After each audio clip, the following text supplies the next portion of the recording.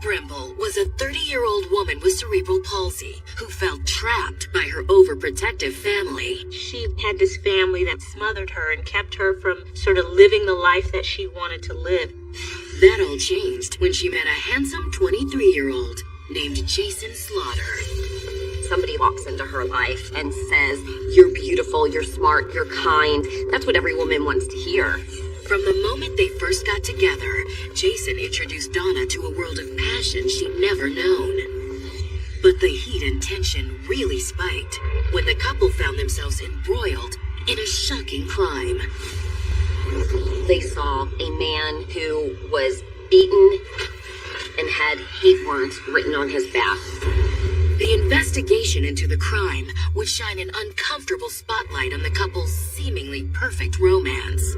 They find all these love letters between Jason and Michael where they're professing their love for one another.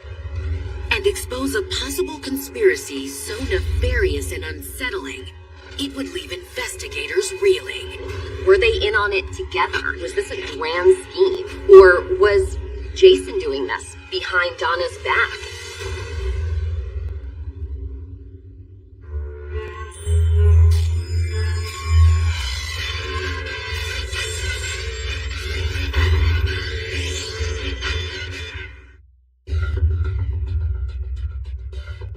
Macon County, Georgia, May 7th, 2010.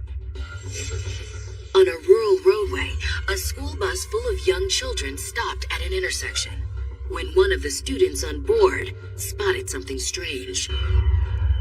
The bus driver stepped outside to investigate and found something shocking lying in the grass. The bus driver stops, gets out, and sure enough, sees a body laying on the side of the road. The body belonged to a half-naked young man. He was clearly dead, and his bare skin was covered in anti-gay slurs. Painted on the victim's body were the words equals hell and then KKK. Police quickly arrived on the scene. A closer look at the victim revealed evidence that the body had been severely beaten, and there was a single gunshot wound to the back of the victim's head. To detectives, it was a homicide that had all the hallmarks of a hate crime. They saw a man who was beaten and had hate words written on his back. But as the investigation unfolded, it would soon become clear this murder wasn't as cut and dried as it now seemed. What appeared like a standard-issue hate crime was actually a cold-blooded conspiracy. And once all the facts were laid bare, it would expose a tawdry tale of kinky sex, deadly deception, and unbridled greed.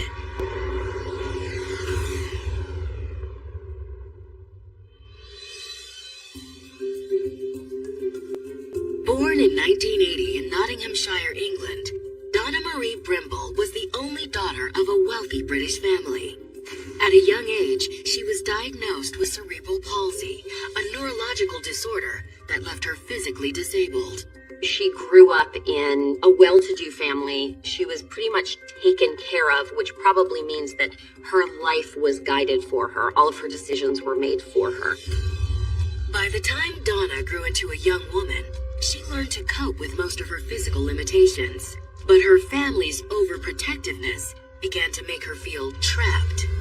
With her parents constantly hovering over her, she felt like she couldn't experience life as a normal teenager, where she had the freedom to make new friends, take risks, or even possibly find romance. She had this family that really doted on her, and in a lot of respects maybe smothered her and kept her from sort of living the life that she wanted to live, having the freedom that she wanted to have. Donna dreamed of seeing more than just the world outside her window, and she was desperate for an escape from her sheltered and secluded home life. She soon found the distraction she was looking for by signing up for online dating websites. Though because of her physical handicap, she worried she wouldn't find true love. But one day, Donna was surprised when her online dating profile received a response from a young man named Jason Slaughter. she meets online this young American man who's physically fit and charming and charismatic, and they strike up a relationship very, very quickly. Jason Slaughter was a 23-year-old American whose life had been vastly different from Donna's. Not only had he grown up in the United States, but his childhood had been plagued by poverty and strife. For Jason, survival had often meant taking what he wanted. As a result, had been arrested several times on petty theft and robbery charges by the time he was 18. When he first contacted Donna through her online dating profile in 2008, it was safe to say the two had virtually nothing in common. You have an older woman with a younger man. One is white, one is black, one has a disability, one does not. One's from the UK, one's from America. But as the two got to know each other through emails and online messaging, neither Donna nor Jason seemed to care about any of that. To have somebody like Jason Slaughter who not only showed interest in her and appeared to love her and want to spend time with her, automatically, who wouldn't be attracted to something like that? As for Jason's criminal past, Donna told him she didn't judge him for his past mistakes. She only saw him as the charming and attentive man he'd become. So when Jason suggested after several months of messaging each other that the two should finally meet and invited Donna to come visit him in the United States, she decided to throw caution to the wind, despite her family's concerns.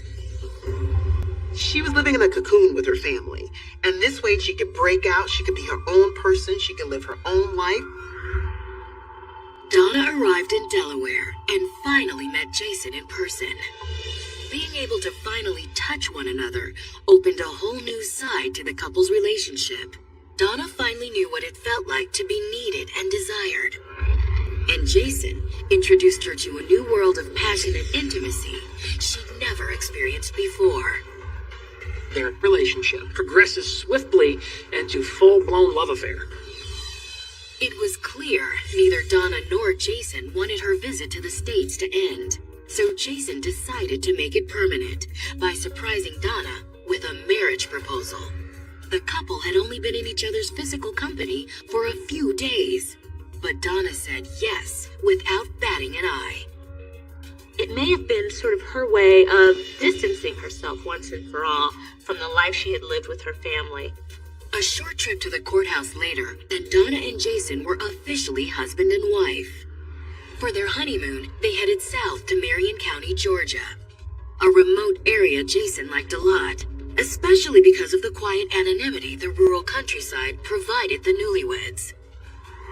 In fact, Jason liked the peace and quiet of Marion County so much that he decided to relocate the couple there permanently. For her part, Donna didn't care where they lived, as long as they were together. She's so in love with this guy. He could have wanted her to move to the moon and she would have followed him. But life in the Georgia countryside wasn't as easy and laid back as Jason would have liked. With his past criminal record, he found employment in their new town hard to come by. Meanwhile, Donna's disability support checks were barely helping the couple scrape by.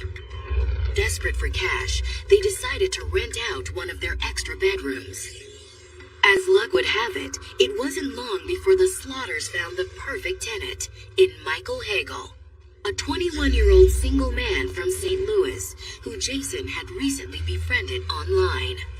Michael is just a young kid from St. Louis. He needs a place to stay. He has nearby friends in Columbus. That's why he's coming here. But Michael Hagel soon became more than just a tenant to the couple. What began as an online acquaintanceship between Jason and Michael soon developed into a close friendship not long after Jason moved into the Slaughters' home. Donna had also grown quite fond of the young and handsome St. Louis transplant. It was a mutually satisfactory relationship. They hung out together. They had fun. But while the couple's relationship with Michael Hagel seemed happy and friendly on the surface, the truth was, it was anything but. What no one then knew was that behind the closed doors of their home, Jason and Donna Slaughter were hiding a series of dark secrets. And And when those secrets were finally exposed, they would leave one man dead and put the Slaughters at the center of a murder investigation. Coming up, the victim of what looks like a vicious hate crime is found by the side of a road. But the crime scene leaves investigators with more questions than answers. There's no way to tell who this person is. That is until police uncover a shocking clue that points to an unlikely pair of suspects. It was enough to indicate to them that nefarious objectives are at work with these two people.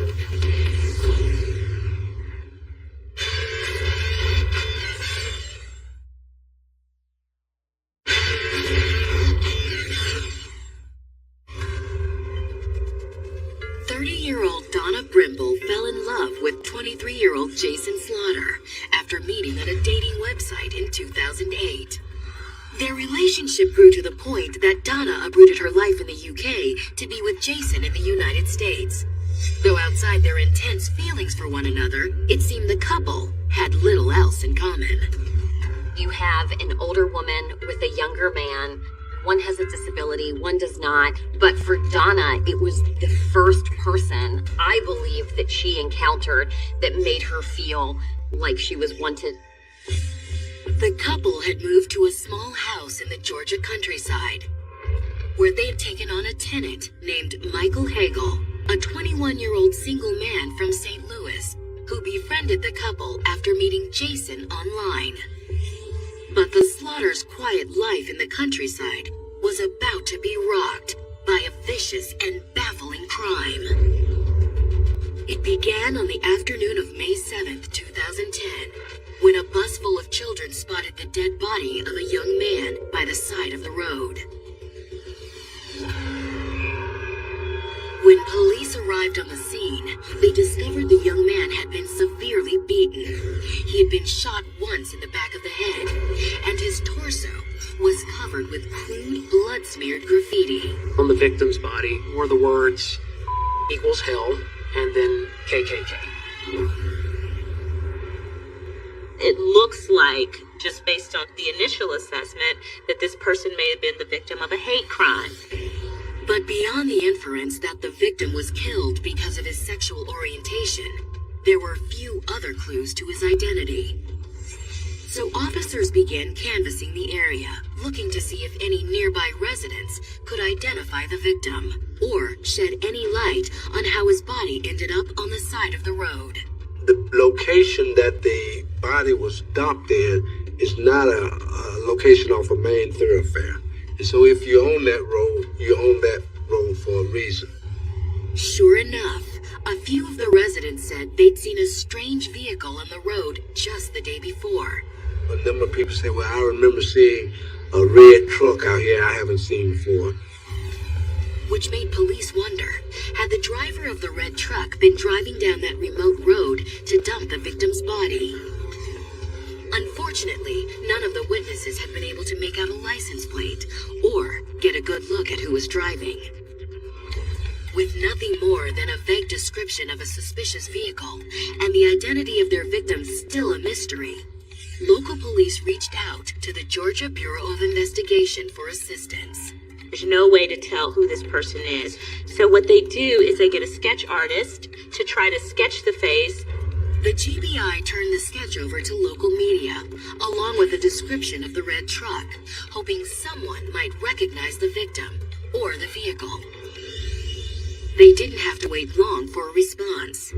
On May 12th, a man living in nearby Marion County contacted the GBI to tell them he had seen the news report, and that he and his wife believed the victim might be the young man who had been renting a room from them.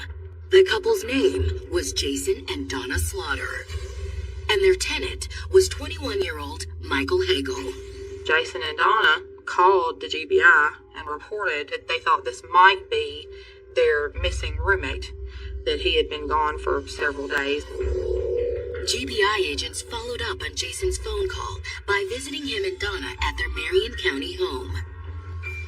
The Slaughters told investigators that Michael had been living with them as their tenant for the past year and a half. Michael Hagel is this 19-year-old kid that Jason meets online. Apparently, they become friends by chatting. Here is a young man that's coming in from St. Louis that needs a place to stay.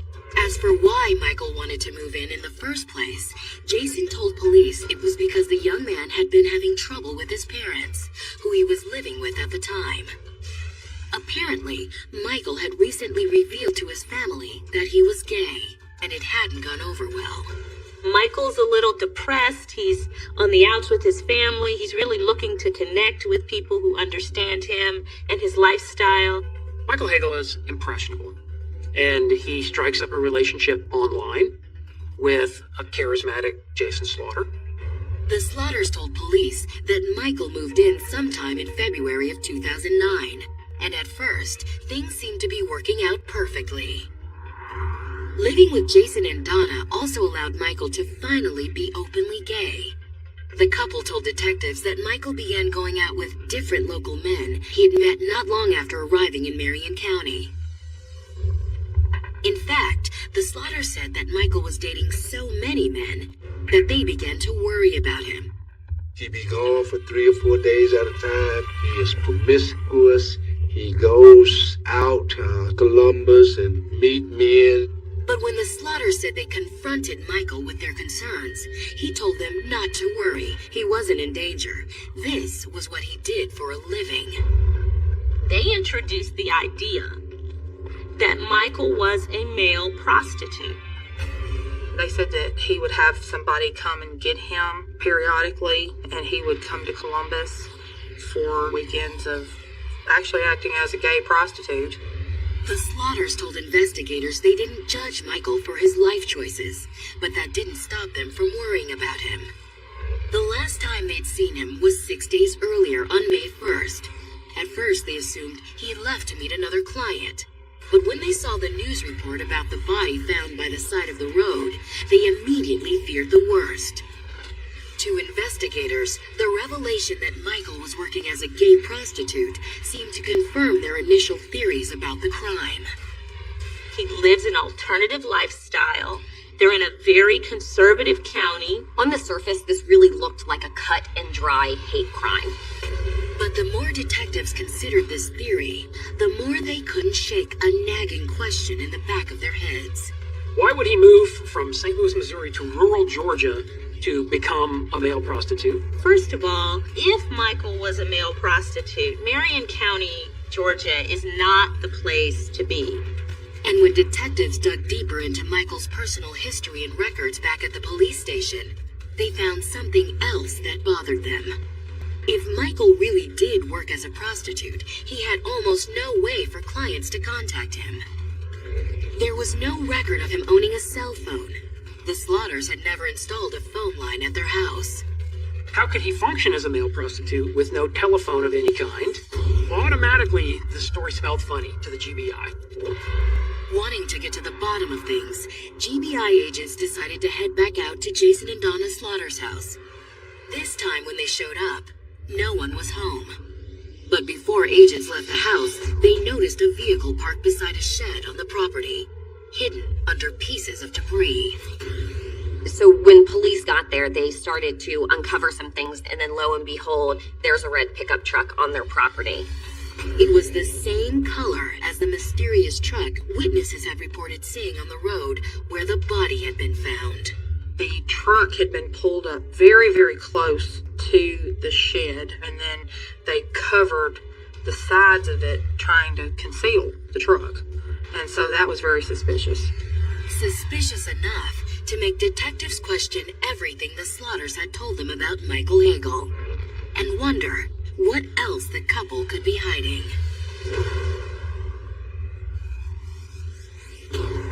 Coming up, detectives learned that Michael Hagel's relationship with one of the Slaughters went much deeper than just landlord and tenant.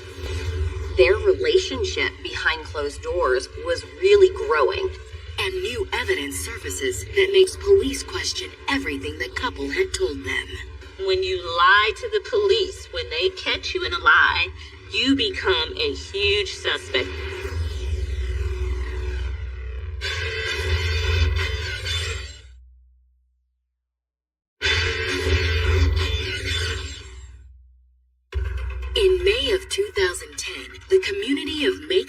Georgia was rocked by the discovery of a young man's body by the side of the road. Local couple Jason and Donna Slaughter contacted police to identify the victim as Michael Hagel, a 21-year-old transplant from St. Louis who had been renting a room in their house. The Slaughters also revealed that Michael had been working as a gay prostitute, which combined with the anti-gay slurs found on the body, seemed to provide a plausible motive for the killing. If this young kid was homosexual and he was a male prostitute and he's found half naked on the road, he must have been killed by one of his Johns. But the more detectives learned about Michael's life in nearby Marion County, the more the Slaughter's story that he was a gay prostitute began to concern them.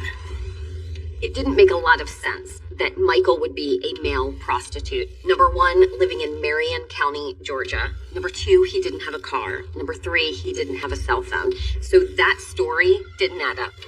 The disconnect between the Slaughter story and what detectives were learning about Michael's life led them to want to sit down for a second interview with the couple. But when investigators showed up at their residence, they discovered the couple owned a red pickup truck that matched a suspicious vehicle spotted in the same area where Michael's body was found. Local news had widely reported that police were looking for a red truck in connection to the crime, which made the Slaughters' effort to hide their truck even more suspicious. But when Jason Slaughter arrived at home a few minutes later, he seemed to have a simple explanation for why they covered up their vehicle. They asked about it, and he said, well, I was measuring because I was going to build a shelter.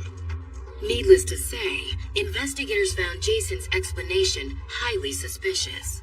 But with no firm evidence to prove Jason's truck was the same truck witnesses claimed to have seen, investigators thanked Jason for his time and headed back to the station. Eager to learn more about Michael Hagel from someone other than the Slaughters, GBI agents tracked down his family in St. Louis.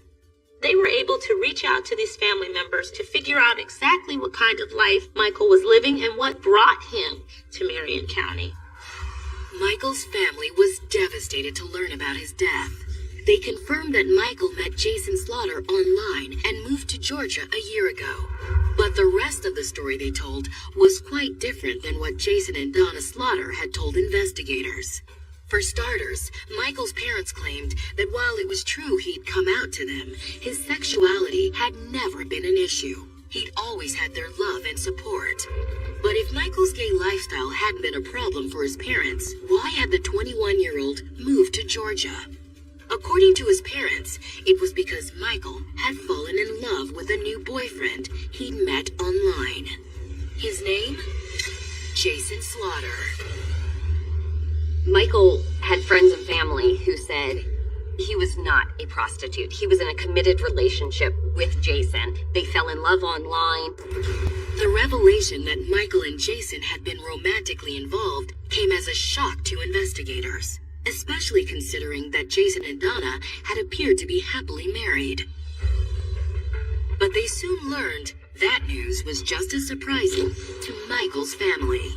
One of the things they quickly realized is that the family had never heard of Donna Slaughter. Jason has even gone to visit Michael's family and has presented himself as Michael's boyfriend.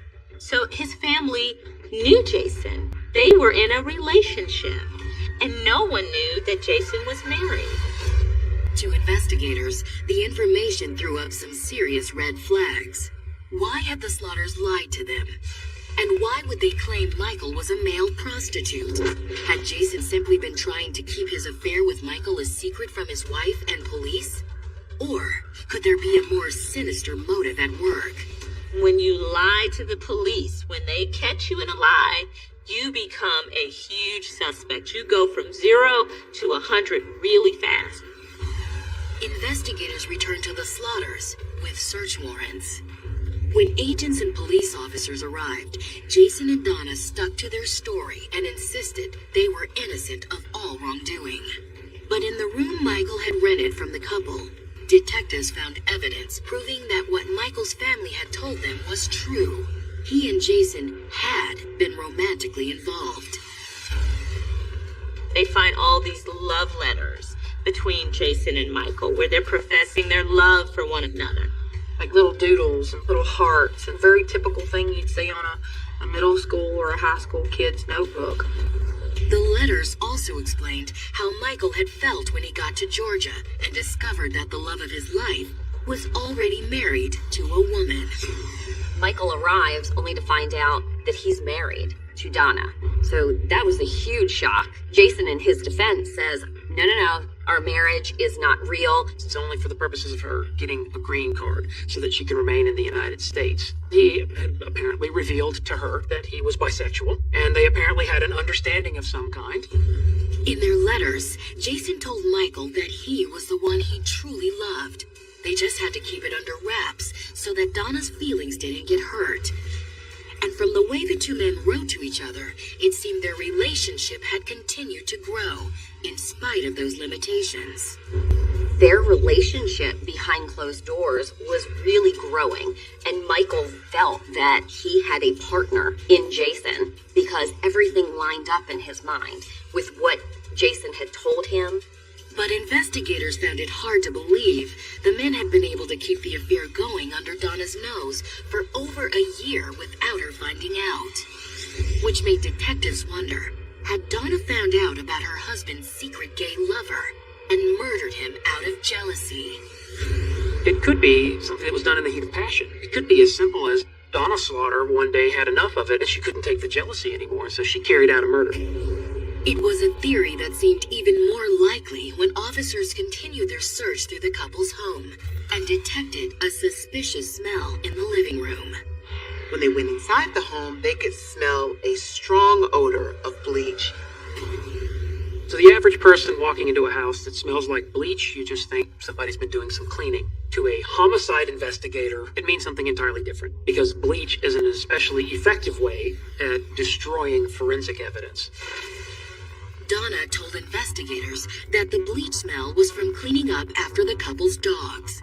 But upon closer inspection of the living room carpet, it was clear that someone had tried to get rid of what appeared to be a large bloodstain.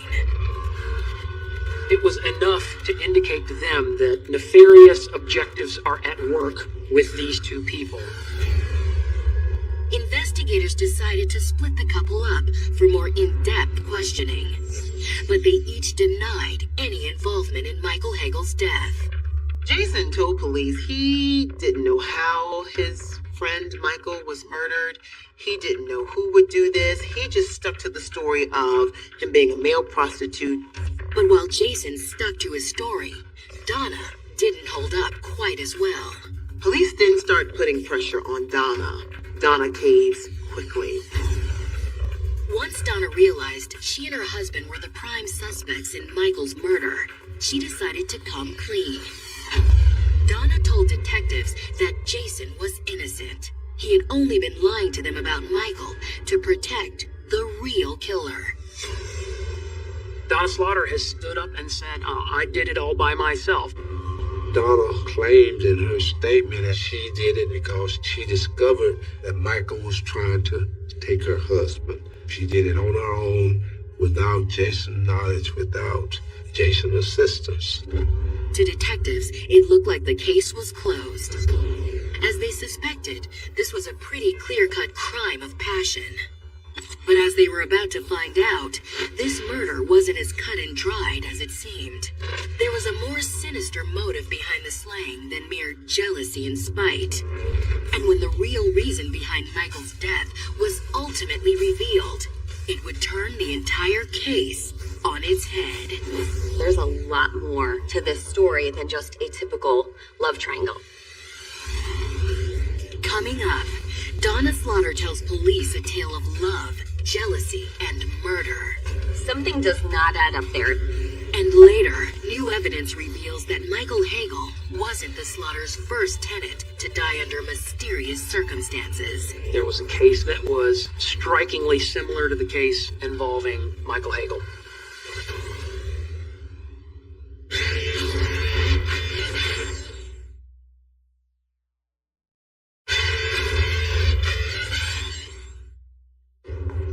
Donna Donna Brimble was a 30-year-old British woman who thought her lifelong struggle with cerebral palsy would prevent her from ever finding true love. That is, until she met a charismatic young man named Jason Slaughter on a dating website in 2008. Here she was with a disability from a different country, and this man just swept her off her feet. But the investigation into the brutal murder of a young gay man named Michael Hagel revealed that Jason hadn't been the devoted husband Donna thought he was after all. They find all these love letters between Jason and Michael where they're professing their love for one another. Once detectives honed in on Donna as their primary suspect, she confessed that their suspicions were true. When she found out about her husband's affair, she killed Michael out of jealousy and anger. Jason is there unconditional. Donna told investigators that when she had first started dating Jason, he told her he was bisexual. But she didn't care about what he had done in the past, as long as she was the one he wanted to be with now. He's upfront with her about it, and she's fine with it, at least in the beginning. When Jason told Donna that Michael was moving in with them, she didn't like it. But Jason assured her it was strictly platonic. Jason is telling Donna, Michael is just a young kid from St. Louis. He needs a place to stay. We could use some extra income. He could rent out the extra trailer on the property, and we're just going to help this young guy out. But Donna said that not long after Michael arrived, the two men began spending a lot of time together, often leaving on trips for days at a time. Jason and Michael would have these boys' weekends away, boys only weekends. So Donna is left at home, and of course, knowing that she has a bisexual husband and an openly gay man, what is one to think? As time went on, Donna's suspicions grew stronger. But when she confronted Jason, he insisted it was all in her head. Imagine the delicate juggling act that Jason would have to go through on a daily basis to keep these two relationships in the air at the same time on the same piece of property out in the middle of nowhere in Georgia. She's in this home with these two men for a year. If there's anything untoward going on between Jason and Michael, at some point she's going to be somewhat privy to it. And on May 6th, 2010, things finally came to a head. Donna told investigators she had come into the living room to fold some laundry when she saw her husband and Michael kissing on the couch. Donna walks in on Michael and Jason in a very compromising position as they're playing video games. Donna said that when she saw them together, something inside her snapped. She went into their bedroom and retrieved a pistol the couple kept there. She goes behind the couch, pulls out the gun, and shoots Michael in the back of the head. Donna said Jason was horrified, but she begged him not to call the police. She couldn't bear to go to jail and lose him. Jason agreed to lie about the murder, but she didn't want him doing anything else. Donna said she rolled Michael's body into a large storage container and scrubbed the carpet with bleach to get rid of the bloodstains. And what did you do with the blood? What did you clean it up with? Then, to make it look like a hate crime, she hit him with a hammer and wrote the anti-gay slurs all over his body before dumping him by the side of the road. What time did you take his body out and dump it? About 2 in the morning. To detectives, Donna's story immediately raised some red flags. How could a disabled woman with cerebral palsy move and dispose of Michael's body all by herself, like she claimed? She's 85 pounds. She can barely get around. Is this a woman that's going to kill a physically fit, able-bodied young man and then go dump his body on the side of the road? I think not. To investigators, it was an impossible scenario. And when police confronted Jason with his wife's story, he confirmed that Donna wasn't telling them the whole truth. Jason says he was horrified by what Donna had just done. But he loved her, so he wanted to help her and protect her. So he helped her by disposing of Michael's body. Jason told them that Donna was just trying to keep him out of trouble. But to detectives, something still didn't smell right. If the couple had been trying to cover up a crime of passion, why would they help identify Michael's body when they could have simply let him remain a John Doe and have gotten away with it? A second, more thorough search of the Slaughters' home soon revealed the answer. In the couple's dresser drawer, investigators found a couple of very suspicious life insurance policies. One in Jason's name, with Michael named as the beneficiary for $25,000. And then another one in the amount of $500,000 in Michael's name with Jason indicated as the beneficiary. When detectives contacted the insurance company, they learned both of the policies had been paid for by Michael Hagel using a credit card online. But why would anyone, no matter how in love they were, agree to buy policies for such vastly different amounts? If Jason dies, Michael gets $25,000. But if Michael dies, he gets $500,000. Something does not add up there. It's a red flag. It's bells, explosions, fireworks going off. It seemed much more likely that Jason Slaughter purchased the policies using Michael's credit card. Suddenly, Jason and Donna calling in to identify Michael's body made a lot more sense. When Jason reached out to the police, it wasn't just so that Michael's body could be identified for his family, but so that he could collect on that life insurance policy that he took out. But had Donna been in on the scam? Or had Jason simply manipulated her into doing his dirty work for him? Were they in on it together? Was this a grand scheme? Hey, let's move to rural Georgia and lure somebody in and get the insurance money. Or was Jason doing this behind Donna's back? There was no way of knowing for sure, but to detectives, it was more than enough evidence to arrest the couple for first-degree murder. Coming up, despite facing life in prison, Donna stands by her man. There was nothing that she wasn't willing to do for him. But Donna's confession may not be enough to get Jason off the hook, especially when shocking new evidence comes to light. If that is not the biggest red flag I've ever seen in my life, I mean, how dumb are you?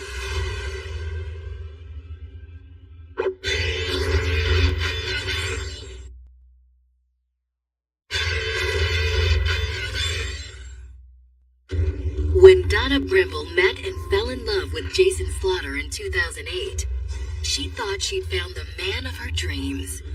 But the investigation into the brutal killing of a young gay man named Michael Hagel had exposed the couple's secret life together, involving a twisted love triangle and an insurance scam that had ended in cold-blooded murder. The couple had been arrested and charged with murder. But as their trial dates approached, prosecutors were nervous. They believed Jason Slaughter was the mastermind behind the killing, but Donna was still refusing to implicate him. Donna Slaughter has stood up and said, I did it all by myself, which is so absurdly unbelievable that it's almost a joke. We even offered her a reduced sentence if she would testify for the state and tell the truth, but she would not. She loved him. Instead of implicating Jason, Donna walked investigators through their house and showed them exactly how she committed the murder. And what did you do with the blood? Oh, he did. What did you clean it up with? When Donna's trial began in October of 2012, prosecutors played the tape for the jury. But despite Donna's explanation, most of the courtroom found the confession difficult to believe. She was tiny. She probably weighed 85 pounds, and she had her braces, so just very fragile looking. You would not think that she would be involved with something like that. But even though several members of the jury found Donna's story hard to swallow, she'd confessed to the crime, which left little room for debate when it came time to deliver her verdict. In the state of Georgia, if you are a willing participant, it does not matter whether you pull the trigger or not. You're guilty. Donna Slaughter was found guilty of first-degree murder and sentenced to life plus 25 years in prison. But even though they had a self-confessed killer behind bars, prosecutors remained convinced that Jason was directly involved in the murder.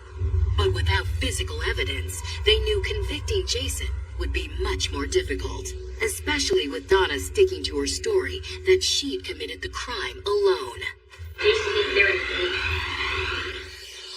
Even still, prosecutors forged ahead and painted Jason as a master manipulator when his trial began on August 12, 2013.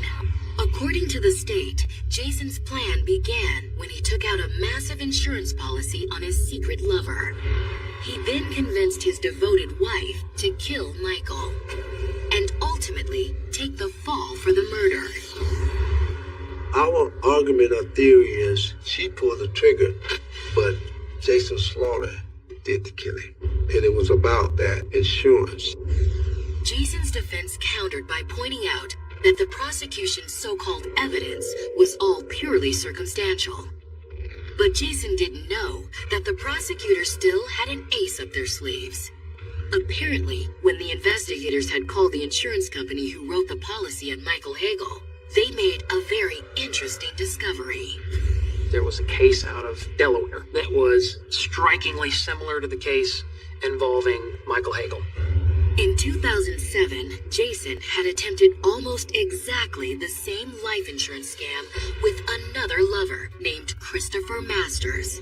The policy for Chris Masters, which named Jason Slaughter as a beneficiary, was in the amount of $250,000. Shortly after the insurance policy was taken out, Christopher turned up dead, with anti-gay slurs written on his body. The graffiti was the exact same 3 words as used on Michael's body. Hell and KKK. If that is not the biggest red flag I've ever seen in my life, I cannot lie that my biggest thought was, you idiots. I mean, how dumb are you?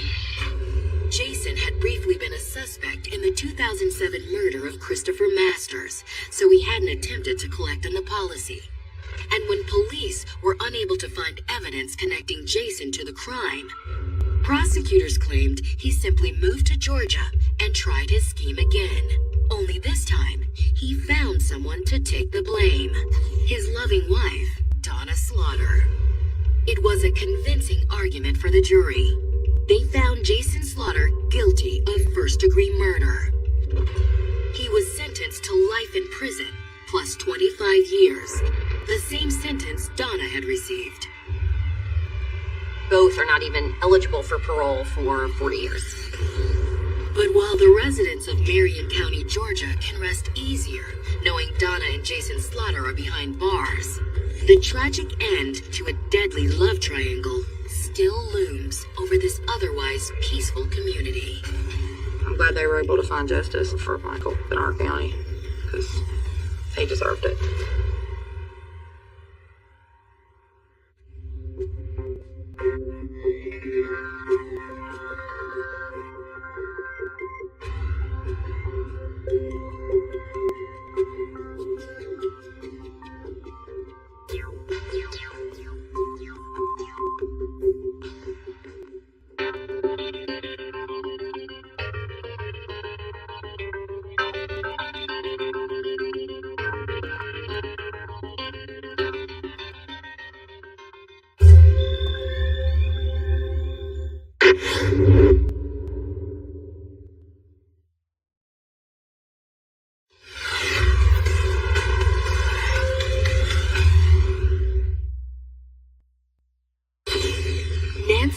Was a single mom doing the best she could to get by. She was working 3 jobs and hustling to put food on the table. Danny Edwards was a handsome playboy, living large by running a different kind of hustle. He was making a great deal of money selling cocaine. Money that Danny used to win Nancy's heart. He could afford to take her places. Somebody was going to take care of her. But the couple's love and free-spending lifestyle would be put in jeopardy by a single terrifying phone call. She gets the call with the voice of her husband indicating that he's been kidnapped. I get the box, and she wants you to get $1 million. The caller said he was buried alive and that he would perish in 48 hours. The time clock is ticking, ticking, ticking. The fallout would give rise to two terrifying questions. Would police be able to save the victim in time? And just how far would Danny go to give Nancy what she wanted?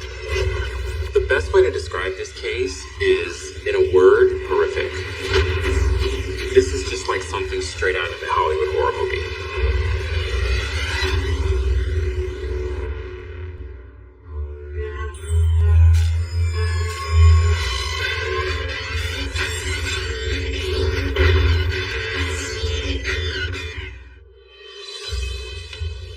September 4th, 1987, Kankakee County, Illinois. It was just after 10:30 p.m. when a cavalcade of law enforcement vehicles made their way across a remote farm. Working off a tip, the officers were on the trail of a man who was believed to have been kidnapped. His wife receives the phone call for the request for ransom. According to the kidnappers, he only had 48 hours to live. Using flashlights, the officers scoured the area for any trace of their victim. They didn't find any sign of a person, but they did spot something unusual sticking up from the ground. There was about 1.5 inch PVC pipe. The officers began pushing away the loose dirt from around the pipe, at first with their hands, then with shovels. They dug down about 4 feet when their shovel suddenly struck something hard. They get the dirt off and they find that there is this wooden box. The box's lid was sealed shut. Was the kidnapping victim police were looking for inside? If so, were they still alive? And how did they end up buried alive in this remote farm field? The answers to those questions would be revealed once officers could pry the box open, along with a shocking tale of desperation, greed, and a desire that exploded into a full-blown and deadly obsession. This case just unfolds as a nail-biter. It's actually so unimaginable and so horrible, it's hard to believe that it's actually real.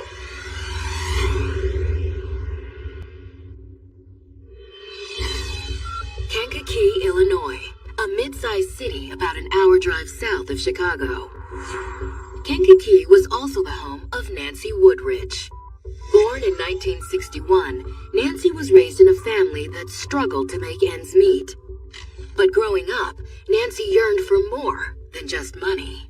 Her mother was seemingly working all the time. The father was known as a drinker, and she had a very lonely childhood insofar as, parental guidance. She just yearned to feel this security of acceptance and love.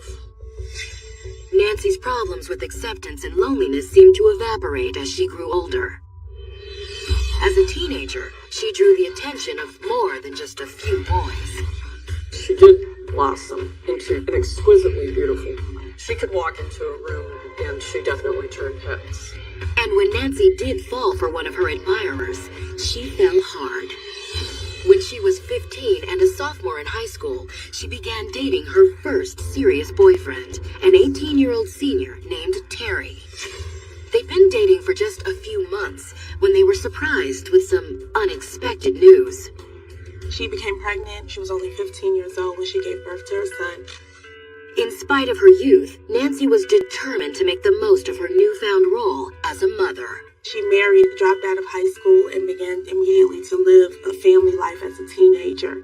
She loved Terry. They were going to be the family unit. But those hopes came to an abrupt end just 3 years later.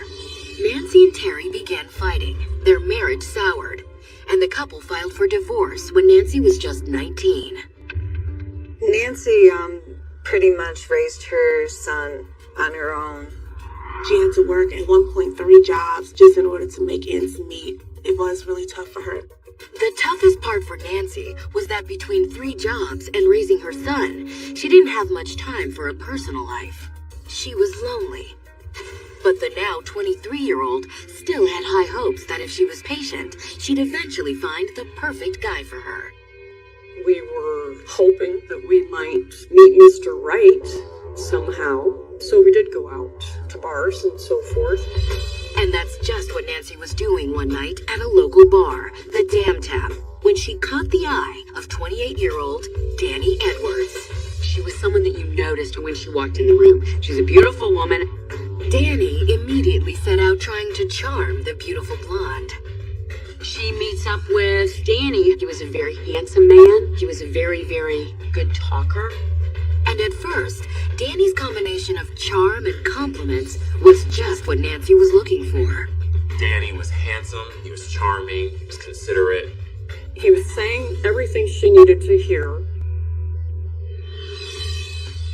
Born in 1957, Danny's childhood wasn't as forlorn or lonely as Nancy's. His parents owned a successful electrical business in Kankakee, and they made it clear that they expected Danny and the rest of his siblings to follow in their footsteps. He was raised and sort of groomed to be a working man. By the time Danny was in his early 20s, he was not only working in the family business, he'd also started a family of his own. He was married and he had 2 kids. But as Danny toiled away week after week, the long hours and high expectations began to take a toll on the young man. That was something that reportedly he never enjoyed, 40 to 50 to 60 hours a week, the way that his father had done. Danny did not want to go that way. Over the protests of his parents, Danny left the family electrical business. But he wasn't out of work long. He soon found a new career that didn't require the long hours and stressful demands that the family business had.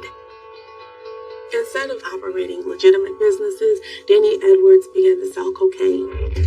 Soon, Danny was making more money than he ever had and putting in half the time. He could spend a small amount of time dealing with a few transactions and bring home a lot of money.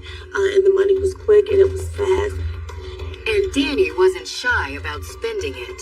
It afforded him nice cars. It afforded him a boat. It afforded him a pretty nice and flashy lifestyle. All that cash also afforded Danny the opportunity to collect women, like he collected cars. He cheated on his wife constantly. He was a womanizer. And when Danny spotted the beautiful and blonde Nancy Risch at the Dam Tap, he immediately set his sights on her. In terms of her physical looks, she was a woman that a man would consider a prize. But before Danny could seal the deal that night, Nancy found out from a friend that he was married, and for Nancy, that was an immediate deal breaker. Stealing other women's husbands was not on her agenda. She didn't want to become involved with him at that point. Danny wasn't used to women telling him no. And even though Nancy had walked out on him that night, there was something about the 23-year-old blonde that Danny found irresistible. Over the following weeks, Danny did everything he could to cross paths with Nancy. But he soon realized it was going to take more than smooth talk to win Nancy over. So Danny told her that if she would agree to be his girlfriend, he would not only stop his philandering ways, but all of Nancy's needs would be met. He tells her that she could quit all 3 jobs and concentrate on just raising her son. Even though it was against her better judgment, Nancy agreed to go out with Danny on a date. Her intention was to simply take advantage of Danny's generosity and not let herself get personally attached. But once she let her guard down, it wasn't long before Danny's charms and expensive gifts swept the struggling single mother off her feet. Despite her best intentions, Nancy fell, and she fell hard for him. And once things got going, it was hot, hot, hot from the word go. And once their love affair began, it wasn't long before Danny's wife had had enough. That was sort of the final straw with his wife. They divorced. After the divorce, Nancy moved in with Danny, where she soon discovered he was not only a good provider, but a kind and caring protector, who was able to generously give Nancy and her son a life of support and comfort beyond her wildest dreams. Danny had a boat, he could afford to party, he could afford to take her places and just expose her to a lifestyle that she had not had. And it didn't take long before Nancy became aware of how Danny was able to pay for that lifestyle. She did have knowledge of his involvement in the drug trade and the drug industry. But Nancy chose to look the other way.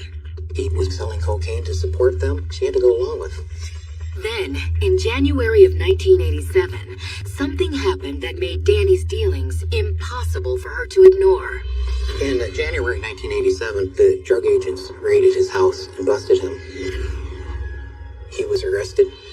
When police raided Danny Edwards' home, they found $20,000 worth of cocaine and $10,000 cash. In order to avoid prison, Danny struck a deal with prosecutors. He made a deal with the state's attorney that he would turn in a higher echelon drug dealer and he would get probation. The arrest left Danny broke and put an end to his lucrative career as one of Kentucky's top cocaine dealers. It just wasn't safe for him to deal drugs anymore. So now that he wasn't dealing drugs, the money dried up. When the drug dealing business dried up, there was just nothing left. They were pretty much broke. But even though Nancy had to give up the luxurious lifestyle she'd come to enjoy, she wasn't yet ready to give up on Danny. She wanted the relationship more than she wanted financial stability. Together, she and Danny decided to give life together on the straight and narrow a try. She and he began talking about getting jobs again and going back into the workforce. Nancy even helped Danny secure work. Danny needed a job, so Nancy's cousin, who was a contractor, gave Danny a part-time job. But even though Danny and Nancy had just traded in the high life for a blue-collar existence, little did the couple know that their simple life together was about to get seriously complicated. Coming up, police piece together details around the kidnapping, and detectives catch their first break. The surveillance team saw a car pull up to a phone. They got the license number, found out that the car belonged to Nancy Risch.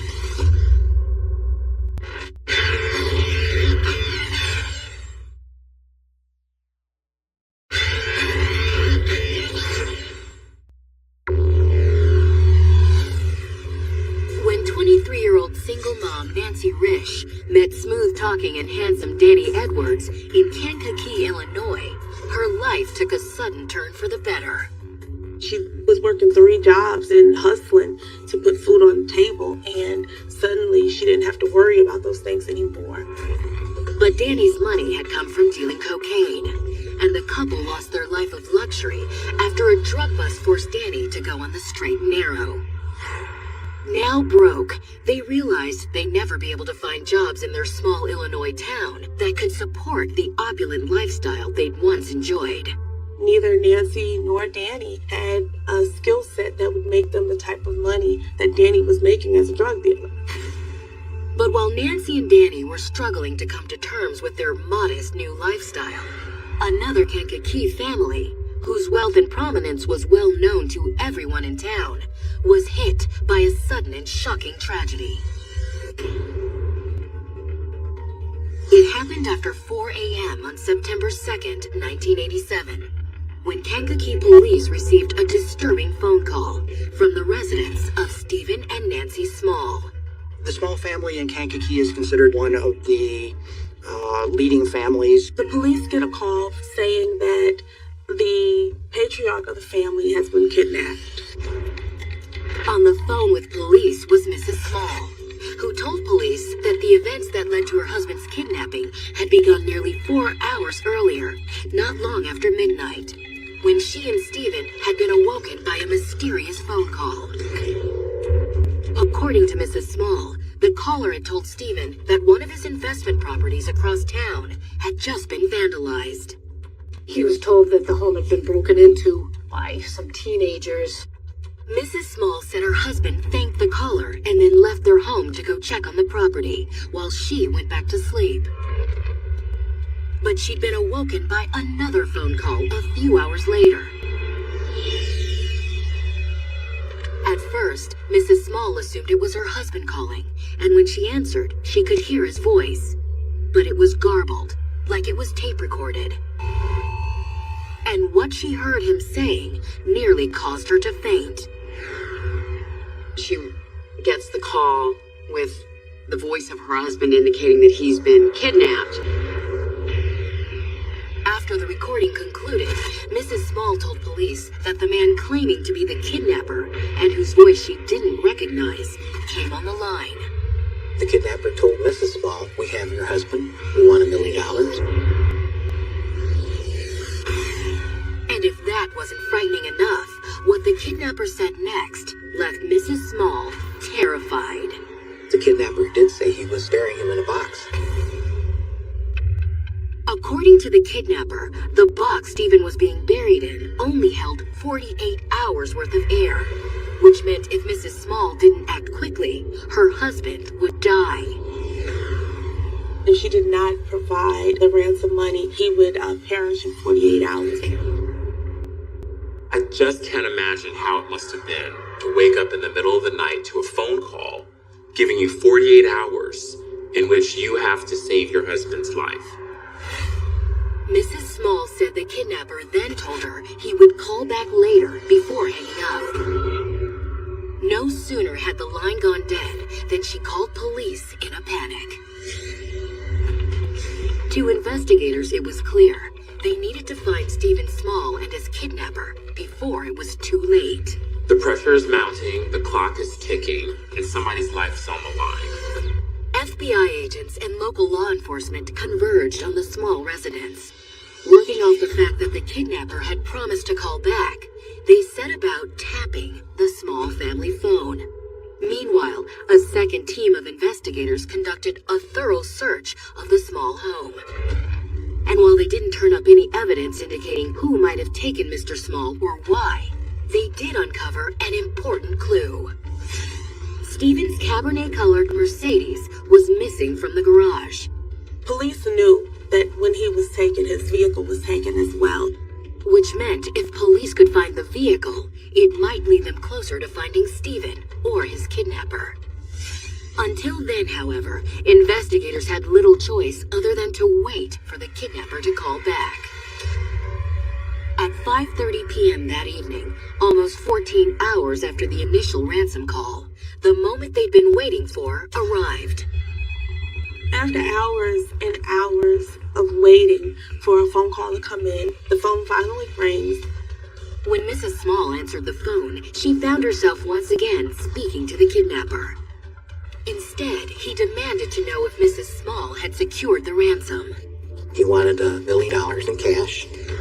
Mrs. Small assured him that she had the cash on hand, to which the kidnapper replied by telling her he would call back at midnight to set up the exchange. He then hung up, but not before police were able to trace the location of the call. The police were able to trace that call to a payphone. It was at a gas station in Aroma Park, which is a little village just east of Kankakee. Investigators rushed to the payphone where the call had been traced. By the time they arrived, there was no sign of the kidnapper. Even still, investigators decided to keep a close eye on the phone. They went out to the area to stake it out, just in case he would come back and make the next call from the same phone. But just in case he didn't, investigators also placed undercover officers at every payphone in Aroma Park. Different surveillance teams were employed out to the area where the call was originated. Nearly every police officer in Kankakee had their eyes peeled for the next appearance of the kidnapper.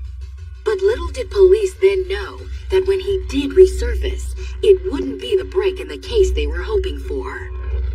Instead, the kidnapper's identity would throw the case even further into mystery and ignite a chain reaction that would put the race to find Stephen Small on a collision course with tragedy. Coming up, new evidence shines a spotlight on a pair of unexpected suspects.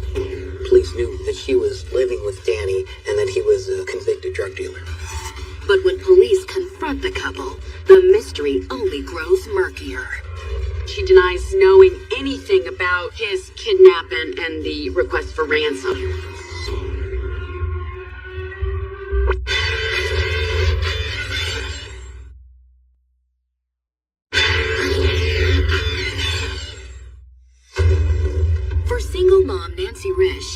cocaine trafficker Danny Edwards, the fall of 1987 was a season of second chances.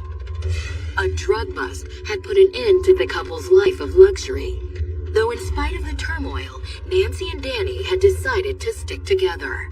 Good or bad, they had a relationship, and that relationship was real. They were determined to stay together, no matter how it ended.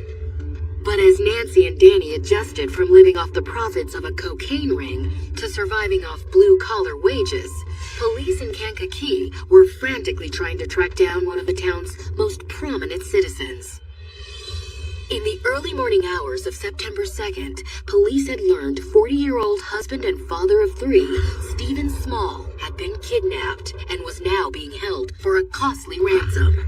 Mrs. Small got the phone call in the middle of the night demanding $1 million in exchange for her husband's safety. The caller said he was buried alive and he would perish in 48 hours. Upon learning of the kidnapping, local police and the FBI leapt into action. And when the kidnapper called the Small household back to give Stephen's wife the instructions on the money exchange, investigators had been able to trace the call to a payphone at a nearby gas station where they set up surveillance, hoping the kidnapper might return. And around 11:30 p.m. on September 2nd, officers watching the gas station payphone took notice of a blue car in the parking lot. The surveillance team saw a car pull up. It was parked several feet away from the phone. The stakeout officers made note of two people inside the vehicle, a male and a female. They watched as the male got out of the car and picked up the payphone receiver. He just finished dialing when officers got word over the radio that Mrs. Small had just received another call from the kidnapper. The call came into the Small house. It was a ransom call. And when detectives at the Small home traced the call, it confirmed what the stakeout officers already suspected. The address the kidnapper was calling from was the gas station in Aroma Park. That meant the mysterious man at the payphone was the kidnapper. A few moments later, the kidnapper hung up the phone and returned to the car where the woman was waiting. The couple then pulled out of the parking lot and headed toward town. Officers followed the car for a few miles until it pulled into the driveway of a nearby house, where the couple exited the car and headed inside the home.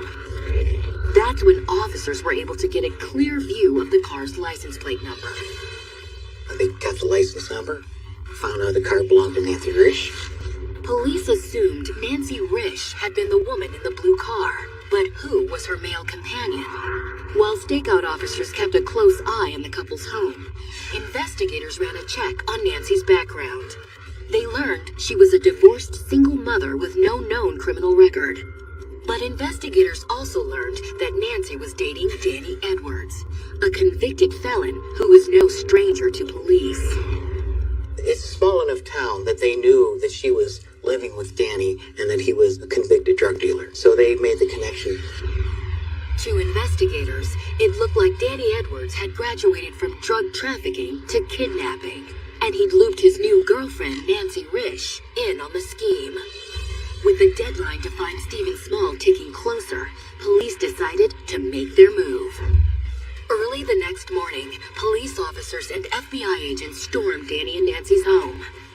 They quickly took the couple into custody, but a thorough search turned up no sign of Stephen Small.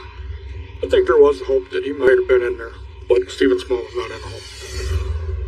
Investigators then hauled the couple back to the station, where they grilled them on Stephen's location. It was clear, however, that Danny was in no mood to cooperate. With Stephen's life on the line, investigators quickly moved on to Nancy, who they found to be a little more willing. Nancy did cooperate and she did talk. But there was one problem with what Nancy had to say. They wanted her to tell them where Mr. Small was, and she couldn't. She denies knowing anything about his kidnap and the request for ransom. While Nancy denied knowing anything about Stephen Small or his kidnapping, she couldn't speak for Danny. And when pressed, she did admit that Danny had been behaving strangely lately. He was staying out all night, and he was gone for long periods of time. She didn't know where he was. He would ask Nancy, take me to this place, take me to that place. We'll stop at this phone so I can make a call. That's exactly what Nancy said had happened the previous evening when she drove Danny to a payphone at the gas station in Aroma Park. Nancy told police she didn't know who the phone call was to or what it was about. But in her mind, she had a convenient explanation for what Danny was probably doing. She did relate that he thought his unusual activity was based on his dealing with drugs. She knew he was a drug dealer, so she just guessed that he was making a drug deal. Whether or not Danny had resumed his drug-dealing business, detectives were sure that his phone call to the small household that evening had been about Stephen's ransom and not cocaine. But what detectives weren't sure about was whether Nancy would be able to help them find Stephen Small before it was too late. It appeared that she had very little information that could lead them to where Mr. Small was being kept. With time slipping away, investigators had hit a maddening brick wall. But that's when they got word of a sudden break in the case. In their search for Stephen Small, the Kankakee Sheriff's Department had made use of every tool at their disposal, including an airplane. The Kankakee County Sheriff's Department flew airplane surveillance over the area of Kankakee County. The idea was that the plane might be able to spot Stephen's missing vehicle from the sky. And while the chances might have been small, detectives learned the move had just paid off. That evening, an officer in an airplane had spotted Mr. Small's car. Officers in the area quickly converged on the vehicle, which had been abandoned in a remote farm pasture. They confirmed the license plate and then radioed back to the station that they had found Mr. Small's car. It was a radio call that detectives purposely let Danny Edwards hear. The officers deliberately let Danny Edwards hear the call coming in. Danny Edwards knew that the car had been found. The news clearly had an effect on Danny, who suddenly went from stone-cold silence to shrieking at the top of his lungs. Well, he started screaming, saying, "Okay, I'll take you to Mr. Small." Coming up, with Danny Edwards leading the way, police make a desperate attempt to save Stephen Small's life. I think everybody was hopeful that Mr. Small is still alive.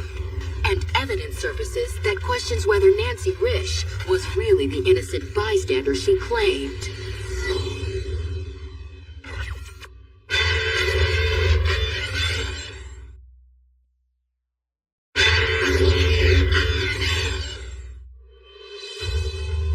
When 23-year-old struggling single mother Nancy Risch fell for 28-year-old Danny Edwards, she thought she'd finally found the right man to love and care for her and her young son. But on the evening of September 4th, 1987, the couple found themselves in police custody, held as suspects in the kidnapping of local millionaire Stephen Small. There's this time pressure that they need to find Mr. Small by a certain time, otherwise he might perish. With time seemingly running out, detectives had pressured both Nancy and Danny to reveal Mr. Small's whereabouts. At first, they both denied knowing anything about the kidnapping. But Danny had suddenly changed his tune when police revealed they had just found Stephen Small's missing and abandoned car in a nearby field. Suddenly, Danny Edwards, as he's being held in the jail, begins to panic and scream that he'll cooperate. Danny told investigators that he did know where Stephen Small was being kept. And if police acted quickly enough, they still had time to rescue him before it was too late. There was time to go out and save his life. Wasting no time, investigators loaded Danny into the back of a patrol car. Danny instructed officers to drive to the field where Stephen Small's Mercedes had been recovered. Once there, Danny told officers to exit their vehicle and to look for a short piece of white PVC pipe sticking up from the ground, which officers quickly spotted sticking up from an area of loose dirt. They find that there had been a hole dug. A hole that was eerily reminiscent of a freshly dug grave, which meant that Stephen Small and the box Danny put him in were buried underground. I think during that time, I think everybody was hopeful that Mr. Small is still alive. Officers began frantically digging down through the dirt, at first with their hands, then with shovels. They dug down almost 4 feet when they suddenly discovered a crudely made wooden box. And once the lid was removed, police made a horrifying discovery. They open it up and they find Stephen Small's body. He is deceased. It appeared Stephen had died of suffocation. He had laid down on his side in the box, and his body is cold. There is no pulse. He has perished.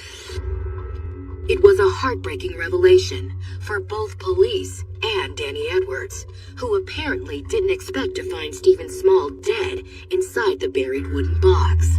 Danny started going, "Oh no, he can't be dead." He said that he placed him inside this box with some water, with some candy bars, and piped in with some PVC piping the air that he felt would keep Stephen Small alive for at least 48 hours.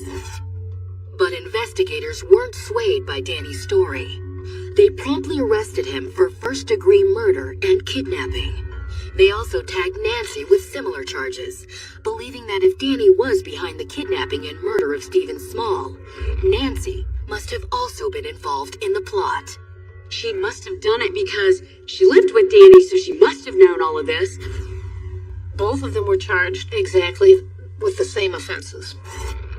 News of the couple's arrest, coupled with the horrific details of Stephen Small's death, made headlines throughout the region. In Illinois, 2 suspects in the slaying of millionaire Stephen Small are now charged with murder. Small died last month after his kidnappers buried him alive. When the details came out about a man being buried alive, I mean, the town was just in flames. You know, they just wanted blood. And as Danny Edwards' trial approached in the spring of 1988, prosecutors made it clear that they intended to give the public exactly what they wanted. The prosecution went for the death penalty on Danny. As the trial officially got underway on May 16th, prosecutors told the jury that Danny Edwards' journey from cocaine dealer to kidnapper and murderer had been set in motion not long after his drug bust in January of 1987. It was all crashing in at a point where he had no way to get a job that was going to pay him the kind of money that he was going to need. The kind of money Danny needed to support both himself and his new lover, Nancy Risch. Prosecutors alleged that Nancy had become particularly disillusioned with Danny after his dealer income had been cut off.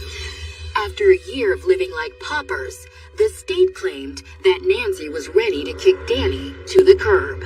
Nancy became increasingly estranged from Danny. Danny was then kind of trying to win her back, and he felt her pulling away. It was then, prosecutors alleged, that Danny came up with a plan to get his hands on some fast cash and win Nancy back. A plan that involved one of their hometown's most well-known and wealthiest residents. He came up with the idea of kidnapping somebody and holding them for a huge ransom, and he picked Stephen Small. Prosecutors claimed that on the night of September 2nd, 1987, Danny put his plan into action. Danny Edwards made a call to the Small house at 12:30 a.m. on September 2nd, posing as a police officer. Danny lured Stephen out of the house by telling him that one of his rental properties across town had been vandalized and that he needed to check it out. Stephen thanked the officer and made his way outside to his car, where Danny was waiting. Stephen Small went out of his house, and Danny was waiting for him with a gun. Danny Edwards is waiting for him, places him in his own car. They drive to a remote location in Farmfield east of Kankakee. Once there, prosecutors said that Danny forced Stephen to climb inside of a 3x6 wooden box he'd built and buried 4 feet underground. But not before forcing Stephen at gunpoint to record what would ultimately become his final words. Danny directs him to go into this box, and that's when he has Mr. Small read the directions. There's somebody in the kitchen. I get the box. Right, says, and I want you to get $1 million. Prosecutors alleged that once Danny had the recording in hand, he sealed Stephen inside the wooden box, and then cold-heartedly buried Stephen Small alive. But Danny's defense argued that even though Stephen Small had died inside the box, that was never Danny's intention. As proof, they pointed to the PVC pipe Danny had connected to the box as a means of supplying Stephen Small with fresh air. Allowing Mr. Small to have an air hose to the box does seem to indicate that he didn't intend to kill Mr. Small. But prosecutors countered with expert witnesses who testified that despite Danny's use of the PVC pipe, there was never any chance Stephen Small could have survived being buried inside that box for any significant length of time. That box could not hold enough air to keep this human being alive for 48 hours. It didn't have enough air to keep Stephen Small alive for 2 to 3 hours. Ultimately, the decision of whether Stephen Small's death was a tragic accident or a cold-hearted murder was up to the jury. And it didn't take them long to reach a verdict. The jury came back with a verdict in Danny's case in 63 minutes. The jury found Danny Edwards guilty of first-degree murder and kidnapping. They also sentenced him to death. They had no problem finding him guilty and giving him the death sentence. But while Danny had received the harshest possible punishment, Nancy's fate was still in limbo. With her own trial date looming, it would soon be up to a second jury to determine just how involved was she in Danny's deadly scheme. Was she really innocent as she claimed? Or was she his equal and willing partner in crime? Coming up, Nancy fights for her life in court, but late arriving evidence casts even further doubt on her claims of innocence. She was not totally honest to the police at the beginning. She lied about some facts.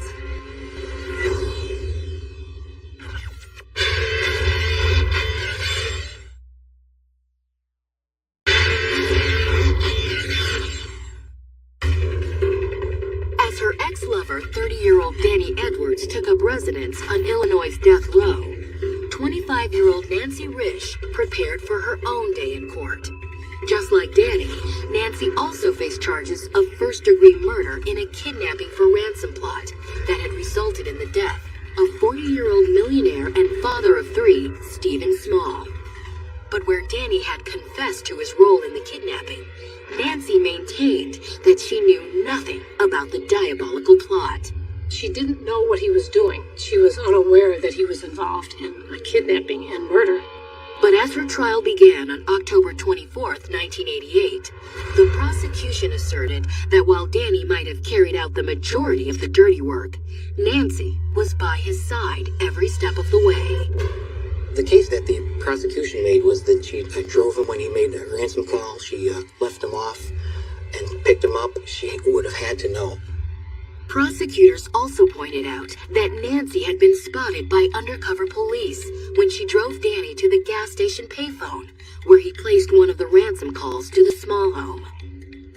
When Danny made one of the afternoon calls, Nancy was sitting in the car.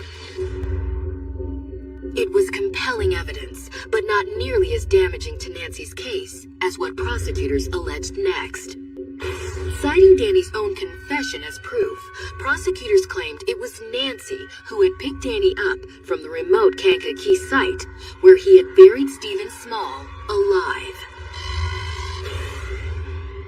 She did, at about 3 o'clock in the morning, pick him up from the area where he had buried Mr. Small. She didn't tell the police that initially. When police discover Nancy's been lying all along about picking up Danny, it's like her whole entire defense was out the window. When it came time for Nancy's defense team to deliver their rebuttal, they let Nancy speak for herself. Taking the stand in her own defense, Nancy admitted that she hadn't told police she picked Danny up that night. But she explained that it wasn't because she was trying to hide what she knew about the kidnapping. Instead, Nancy maintained that at the time she simply thought Danny was dealing drugs. Getting picked up and left off at odd places at odd hours would be unusual for most people, but not Danny and Nancy, because that's the drug world that they lived in. Even if Nancy knew that Danny was dealing drugs, why not tell the police now that you're being suspected of murder? Innocent people just don't tell lies. But there was one person missing from the witness list who could have corroborated Nancy's claims. Danny Edwards. Acting on the advice of his attorneys, Danny didn't take the stand at his former lover's trial. That meant Nancy's future rested solely on whether the jury believed she was a willing co-conspirator or an innocent bystander. Just as in Danny's trial, it didn't take long for the jury to decide. She was found guilty of the same charges as Danny Edwards within 2 hours. She was given a life sentence with no possibility of parole. Following her sentence, Nancy was taken away by bailiffs and carted off to Dwight Correctional Center to serve her time. In the years that have passed since her trial, she has continued to maintain her innocence. And today, she has a vocal supporter backing her claims, who was notably silent when she went on trial back in 1988. Danny is very clear today that he committed this crime completely by himself. Nobody helped him. One thing Danny told me in my interviews with him was that he did act alone. Nancy didn't know anything about it. He said if anybody had been helping me, there would have been no need to put Stephen Small in a box. Though many can't help but wonder whether Danny's claims are the truth or just another attempt at protecting the woman he was once willing to do anything for. Regardless of the answer, one fact from the case remains indisputable. A good and innocent man suffered a horrific death for nothing more than the culmination of desperation, obsession, and greed. People were also upset that a man that they knew to be a good man, good husband, good father, totally innocent, would be kidnapped and killed in this way. And anyone who lets that go through their mind can't fathom having to live through such an experience.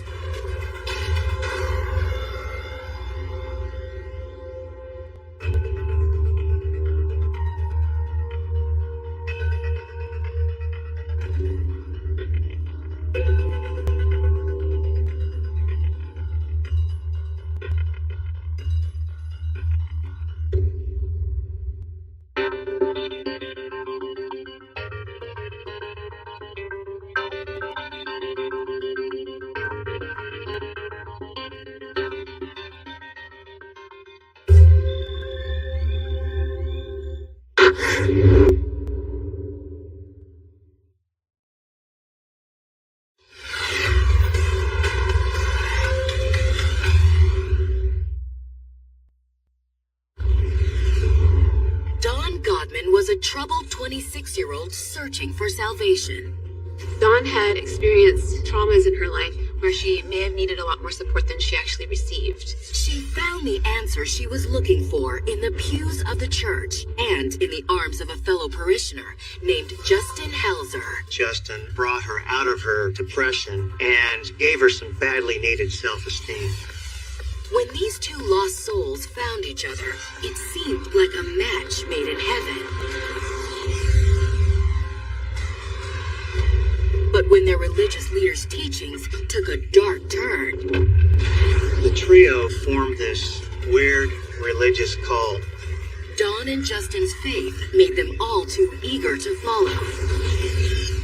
They called themselves the Children of Thunder. They wanted to rid the world of Satan. It was a cause the couple was fanatically devoted to, even if the consequences turned out to be deadly. This had everything you could think of in a crime story. You had elements of religion, murder, blood, and gore. They were so deep in their beliefs that they felt justified. This was something that God had commanded them to do.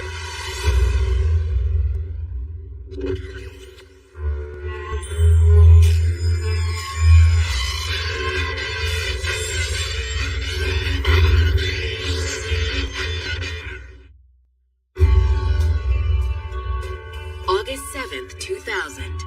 It was a sunny Monday afternoon on the McCollum River, a popular waterway about an hour outside of San Francisco, California. Among the people enjoying the river that afternoon was a jet skier. He was speeding downriver when he suddenly spotted something washed up on the riverbank. A jet ski rider discovers a duffel bag. Curious, the jet skier pulled up alongside the duffel bag to investigate. When he unzipped it, he found something inside that horrified him. He opened the duffel bag and found a dismembered human torso. The jet skier immediately called 911. Police investigators and CSIs soon arrived on the riverbank. But no sooner had they begun establishing their crime scene than another duffel bag was discovered a short distance away. After opening the second duffel bag, it was found to contain a severed woman's head. But that was only the beginning. By the end of the day, divers had recovered a total of 9 duffel bags from the river, each containing human remains. Once those bags were opened, people were just horrified and baffled at the same time. From the number of body parts, it was clear the bags contained the remains of more than one victim. But who were they? And who could have possibly done this to them? The answers to those questions would unearth not 1, but 5 horrific murders, along with a bizarre story of sex, scandal, and fanaticism, the likes of which investigators had never seen. As the investigation continued and the tentacles moved deeper, it was really clear that this was not your everyday crime.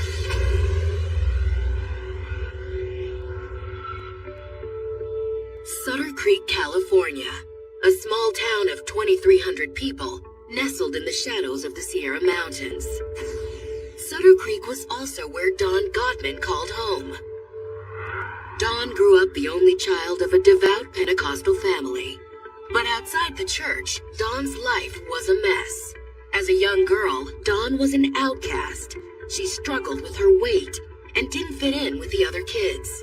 She didn't have a very happy childhood. She had never gotten much attention. Lonely and desperate for affection, Dawn married the first man who showed interest in her when she was just 19.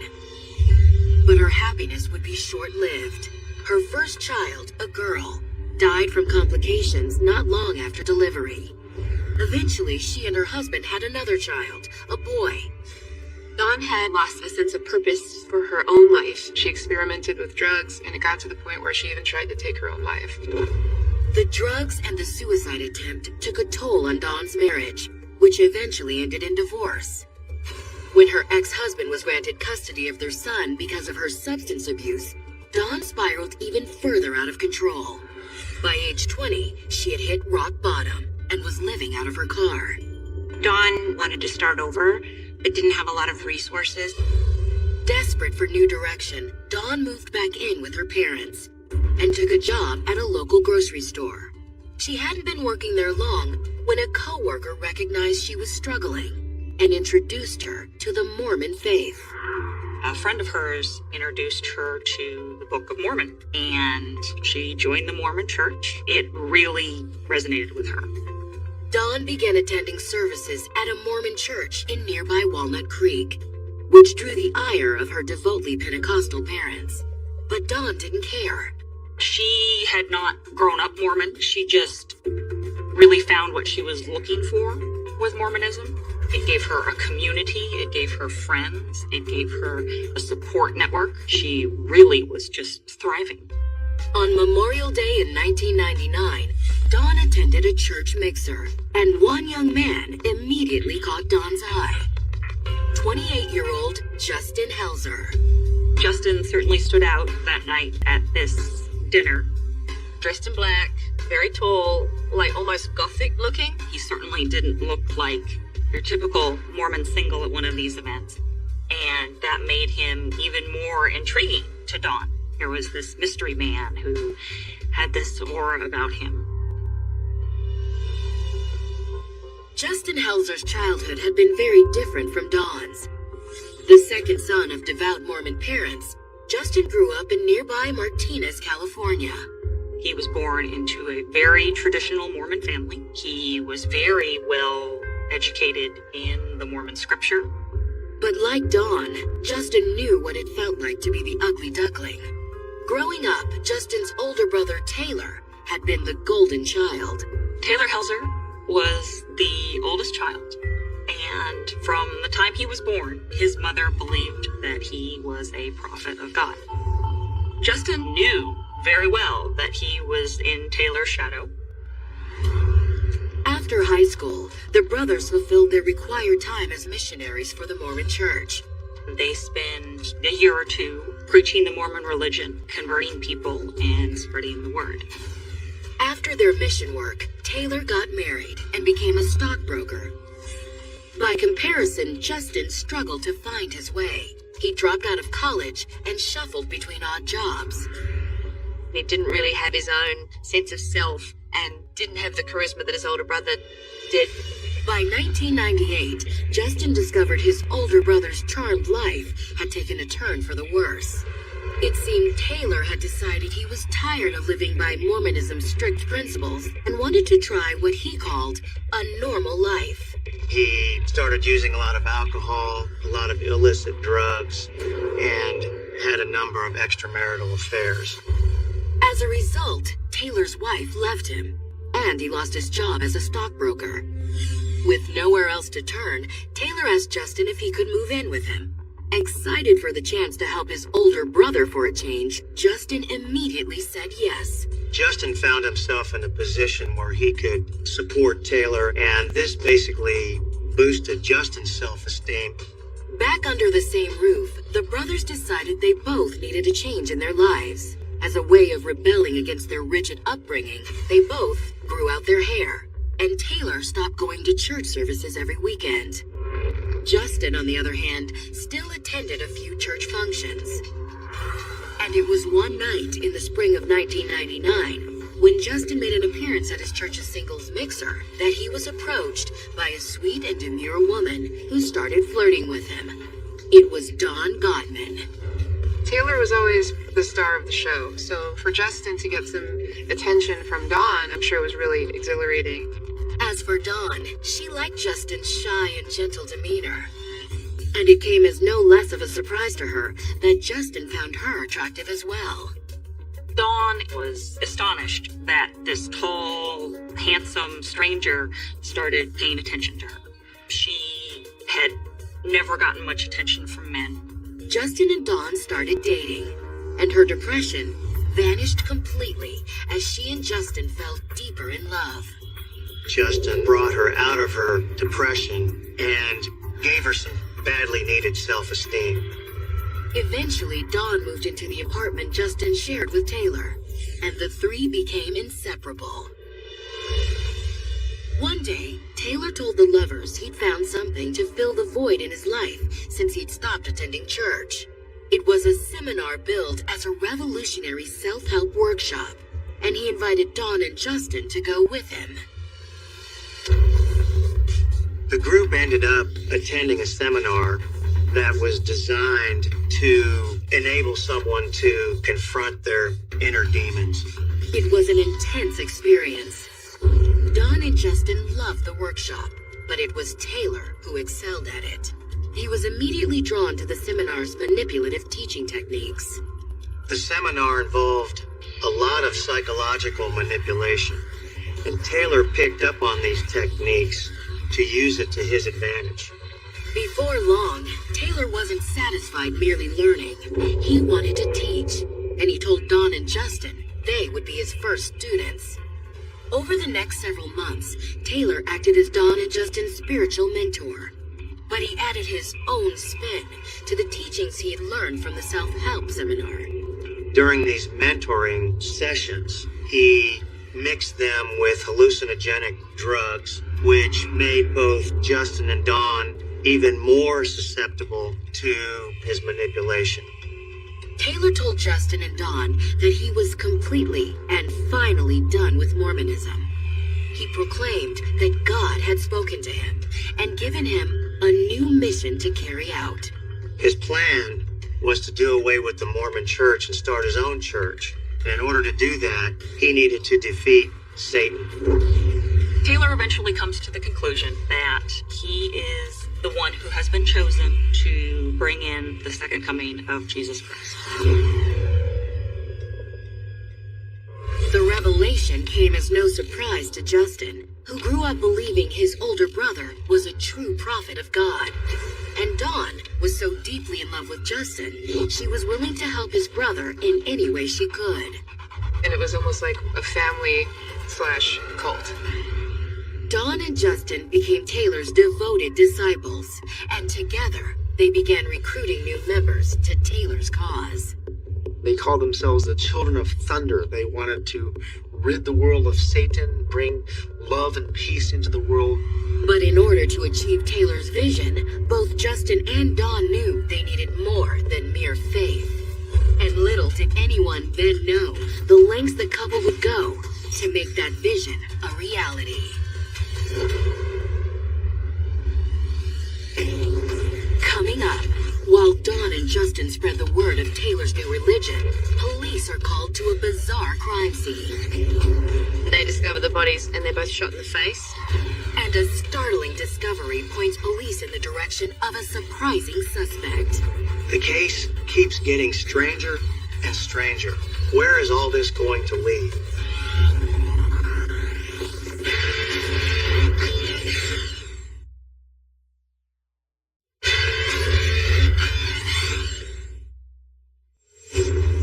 Dawn Godman and Justin Helzer had both grown up feeling like outsiders.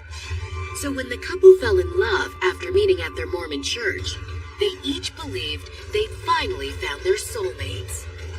They were similar, two peas in a pod kind of thing. Two people that are both lost, that are both looking for something. Dawn and Justin's relationship grew even stronger under the spiritual guidance of Justin's older brother, Taylor, who had convinced the couple he was God's chosen prophet, and that he needed their help to defeat Satan and take over the Mormon church. The trio formed this weird religious cult, which they called themselves the Children of Thunder. But events would soon transpire that would shine a sinister light on the group's homespun religion, and the lengths Dawn and Justin would go to make Taylor's vision a reality. It started in the early morning hours of August 4th, 2000, when a quiet Marin County, California neighborhood erupted with the sound of gunfire. The shots sounded like they came from a small rental house. A concerned neighbor rushed over to check on the home's occupants. But when the neighbor looked through the home's window, he saw something he wouldn't soon forget. He saw the bloodied body of a man lying on the floor and another bloodied body of a woman sprawled across the bed. He immediately called 911. Police arrived at the home moments later and began processing the crime scene. From neighbors, they learned the home belonged to a 22-year-old woman named Selena Bishop, and that the victims are Selena's mother, 45-year-old Jennifer Villerin, and Jennifer's boyfriend, 54-year-old James Gamble. Jennifer and James had been house-sitting for Selena while Selena was out of town for the weekend. Both victims had been shot in the face. But why? The fact that the house belonged to Jennifer's daughter, Selena, raised several immediate questions. As did the fact that family pictures showed the mother and daughter bore a close resemblance. Jennifer looked very much like her daughter Selena. They both had, beautiful long black hair, the same skin tone, the same body build. Was it a case of mistaken identity? Was somebody out to get Selena, and they ended up killing her mother and the boyfriend by mistake? As police continued to search Selena's home, they learned a reason why she might have been the killer's intended target. Selena Bishop is the daughter of Elvin Bishop, who is a blues guitarist. As a detective, when you hear things like that involving someone that's an offspring of someone famous, you instantly think that there's a connection there. There's a reason for it. It's not a random thing. Does she have money because of him? Was she targeted? Detectives began questioning Selena's friends, who told police Selena had left town that weekend. She had gone camping in Yosemite with her boyfriend. Her friends said that Selena and her boyfriend weren't expected back until Monday morning.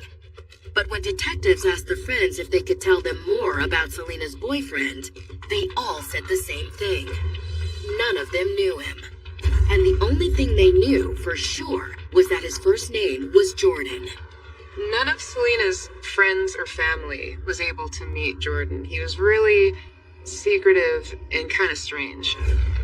Selena had told her friends she had met Jordan at a rave earlier that year and immediately fell in love. But why hadn't she ever introduced Jordan to her friends? They said Selena told them that Jordan had been going through a messy divorce and hadn't had much time to spend with her, let alone her friends. To detectives, the mystery surrounding Selena's boyfriend was certainly suspicious. This guy's a mystery man. He was super vague about who he was and where he was from, and he had some cover story about going through a divorce, and that's why he doesn't want things known about him. From an investigator standpoint, right away, since she's missing, you gotta figure out where she is and who this guy is, because something's up. Marin County investigators put out an APB for both Selena Bishop and her boyfriend Jordan. Meanwhile, across the San Francisco Bay, police in the suburb of Concord received a call about another local couple who seemed to have mysteriously disappeared. A woman calls the Concord Police Department and says, "I think something has happened to my parents." The caller said her mother, 78-year-old Annette Steinman, and her father, 85-year-old Ivan Steinman, had vanished from their home. Family members knew that there was something wrong. They couldn't get a hold of either Annette or Ivan. When police searched the house, they immediately noticed a few things that set off warning bells. Something is definitely off. There's moldy soup on the stove. The cat had been locked in the bathroom, had plainly not been fed in days. Was it possible the Steinmans were victims of foul play? Their daughter couldn't think of anyone who might want to hurt them. They're lovely, they like to travel, they've got timeshares in places, they're just enjoying life. They loved their retired life. And when investigators dug into their personal records, they didn't find anything that seemed out of the ordinary. That is, until they checked the couple's bank statement. 2 days earlier, on August 1st, 2 large withdrawals had been made from the couple's bank account through checks written by Annette Steinman. One was for $67,000, one for $33,000, and $100,000. Their bank account had been emptied of $100,000, and now they're missing. This was extremely suspicious and very out of character. But even more surprising was where the money had been transferred. The checks had been deposited in a local bank, and the name on the checks raised an enormous red flag. A red flag that suddenly linked this missing persons case back to the grisly double homicide in Marin County. The checks were made out to Selena Bishop. Coming up, Concord and Marin County police team up to get to the bottom of just what Selena Bishop had to do with the disappearance of the Steinmans. They had to figure out whether she was a suspect or was she a witness, and could she be also in danger herself. And the unraveling investigation eventually reveals a surprise connection to an unexpected group of suspects. And they find documents with the names of Ivan and Annette Steinman. And a Concord cop goes, "Whoa, wait a minute. Why is their name in this house?"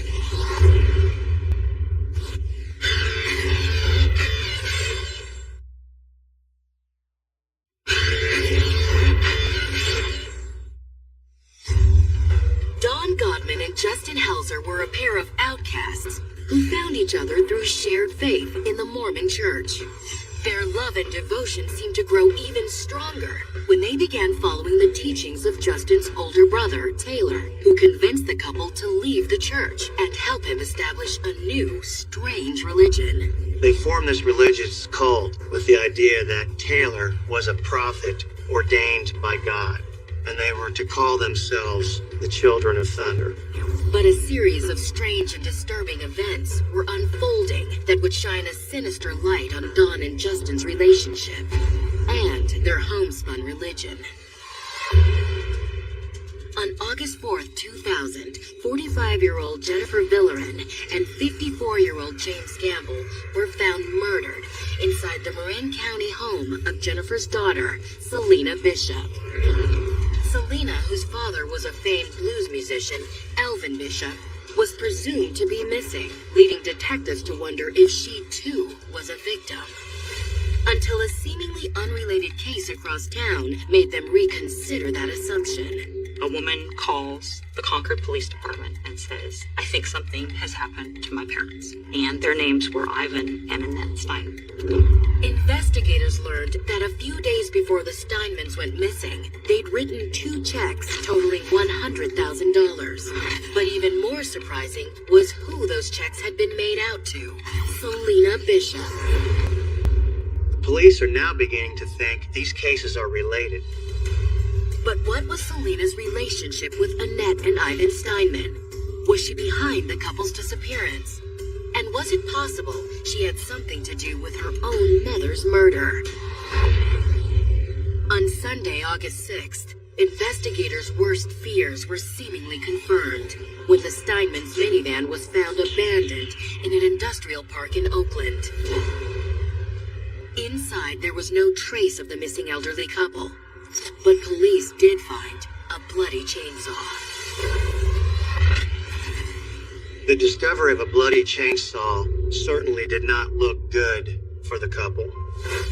Short of a body, this is about as sinister a clue as police could have. Crime scene investigators lifted 4 sets of prints from inside the van. 2 sets were confirmed to belong to Ivan and Annette Steinman. The other 2 sets were unidentified. Police sent the unidentified prints to be compared with a national crime database. While they waited for the results, they looked deeper into the Steinmans' bank transactions. In order to cover the $100,000 in checks written to Selena Bishop, the Steinmans had liquidated all of their stock holdings and investments just a few days before they were reported missing. The Steinman stockbroker in San Francisco told police that when Annette called him, she seemed nervous. Although the request was unusual, he honored it anyway. This was a decision that he now regretted. It was starting to look to detectives like someone forced the Steinmans to hand over their life savings. And since the checks had been made out to Selena Bishop, police suspected she might be involved in the plot. But when officers visited Selena's bank, the teller who handled the transaction told them it hadn't been Selena who made the deposit, but an unidentified woman in a wheelchair. This teller mentioned this lady in this lime green outfit in a wheelchair with this big sparkly gold glitter cowboy hat. The woman in the wheelchair told the teller she was a friend of Selena's who was making the deposit as a favor to both Selena and the Steinmans. Selena Bishop needed emergency surgery. The Steinmans were her grandparents, and this was the money. Of course it was a lie. Selena was not related to the Steinmans. But at that time, the teller didn't know this. Police pulled the bank's surveillance footage, but were unable to identify the mystery woman, which left them wondering, was she Selena's accomplice? Or was there something else going on here? With the mystery growing deeper, police decided to refocus their efforts on finding Selena and her enigmatic boyfriend, Jordan. They started by digging into Selena's phone records. A detective in Marin County gets a hold of Selena's pager, which she actually had left at the restaurant where she worked as a waitress, and starts going through it. Sure enough, investigators learned that prior to heading out of town, Selena had made a number of calls to a house in Concord. Detectives ran the address and discovered it belonged to 2 brothers, Justin and Taylor Helzer. Investigators paid the Helzer brothers a visit. They found both of them at home, along with Justin's girlfriend, Dawn Godman. All 3 immediately denied any knowledge of Selena Bishop, the Steinmans, or the murders of Jennifer Villerin and James Gamble. Taylor's in his underwear, and Dawn and Justin are just kind of hanging around. There was stuff everywhere. Among the scattered trash, police found a stash of cocaine and ecstasy. Dawn and Justin immediately surrendered, but Taylor made a break for it. Taylor was able to get out a back window and vaulted the back fence into this field that was behind the house. Police gave chase, but lost Taylor in the neighborhood. Police conducted a door-to-door search and eventually found a neighbor's house with its front door ajar. They found Taylor inside, preparing to cut his hair with a pair of scissors. He was trying to cut off his long hair in an attempt at a disguise before he was arrested. To investigators, Taylor's escape attempt was highly suspicious, though he continued to deny any knowledge of the murders or disappearances once he was arrested. But police had more than enough to hold him, along with Justin and Dawn, on drug charges. Still, investigators believed Taylor, Justin, and Dawn were more than just self-help fanatics with a drug problem. And the phone calls between the Helzer residents and Selena Bishop suggested these so-called Children of Thunder knew more about her disappearance than they were letting on. And a more thorough search of the Helzer's house soon produced evidence connecting the trio to the missing elderly couple. So right there in the Helzer's house, there was paperwork from the Steinmans, like their financial information. And they find documents with the names of Ivan and Annette Steinman. And a Concord cop goes, whoa, wait a minute. Why is their name in this house? Investigators soon learned that before Taylor became a religious leader, he was a stockbroker for Stanley Dean Witter. And two of his best clients had been Annette and Ivan Steinman. Within a matter of minutes, Taylor is now connected to both missing persons cases, both Selena Bishop and the Steinmans. Despite the mounting evidence against him, Taylor continued to refuse to cooperate with authorities, and neither Justin or Dawn would answer questions either. Police couldn't help but wonder, was the couple simply trying to cover up the crimes of their religious leader? Or were the lovers hiding a much darker secret? Coming up, investigators make another gruesome discovery. And Dawn Godman finally breaks her silence with a horrifying tale of faith gone wrong. Taylor has some pretty extreme ideas. The question was how far Dawn and Justin would fall.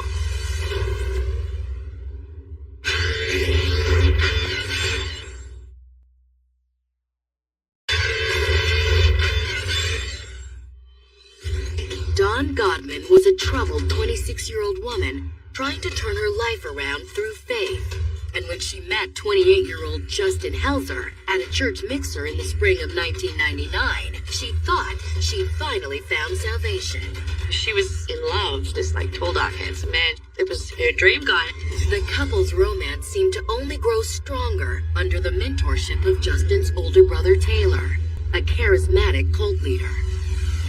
But investigations into the disappearances of 22-year-old Selena Bishop, along with elderly couple Ivan and Annette Steinman, had led police to the group's doorstep, and now Taylor was their prime suspect. With Justin and Dawn believed to be his devoted disciples and possibly his willing accomplices. Detectives knew that Taylor was lying about his connections to Selena, but when they found out that Taylor was the Steinman stockbroker, they knew they had their man. That is, until a new piece of evidence changed everything. Not long after the trio's arrest, police learned that the 2 sets of bloody fingerprints found in the Steinman's van had finally been identified. It was determined that one set of prints belonged to Taylor, and the other set of fingerprints belonged to Justin. It was beginning to look like Justin was guilty of a lot more than just covering up for his brother and spiritual mentor. But if Justin was involved, did that mean Dawn Godman also had a role in the plot? And what had they done to the Steinmans? And where was Selena Bishop? Investigators didn't have to wait long for their answers. The next day, a jet skier spotted a black duffel bag washed up on the banks of the McCulney River. Inside, he found a dismembered torso. The skier immediately notified police, And when a second bag was discovered containing a woman's head, dive teams were dispatched to search the river. Eventually, they found 9 duffel bags that were full of the dismembered body parts. Ultimately, the forensic specialists were able to confirm through dental records that the bodies belonged to 3 separate people: Selena Bishop and Annette and Ivan Steinman. Investigators immediately shared the news of the discovery with Justin and Taylor Helser. Both brothers continued to deny any involvement in the murders, but Dawn Godman finally broke down after learning the bodies had been discovered, and confessed that she, Justin, and Taylor were involved in all 3 murders. Dawn told police that the events leading up to the crimes began in January of 2000, when Justin Helser revealed to her that it was his brother's destiny to lead the Mormon church. But to make Taylor's vision a reality, the group knew they needed money, and lots of it. He could bring about the second coming with peace and love. But in order to do that, he needed $20 million. Eventually, they settled on a plan to extort money from a pair of Taylor's old investment clients, Ivan and Annette Steinman. But they were going to need someone to launder the money so it couldn't be traced back to them. Taylor was looking for someone young, gullible, naive, and at a rave in the spring of the year 2000, he met Selena Bishop. Taylor used his charm to seduce Selena and convinced her to open a bank account where they could put the money. He also told her not to tell any of her friends or family about him, and instead use the alias of Jordan. He fed her this tale about he was getting divorced and that he was going to get an inheritance and he needed to hide it from his ex-wife. With Selena roped into the group scheme, the Children of Thunder put their plan into action. On July 30th, the trio paid a visit to Taylor's old friends, Annette and Ivan Steinman. While Dawn waited outside in the truck, Justin and Taylor knocked on the Steinmans' door. The elderly couple were delighted to see their old stockbroker and invited the brothers in.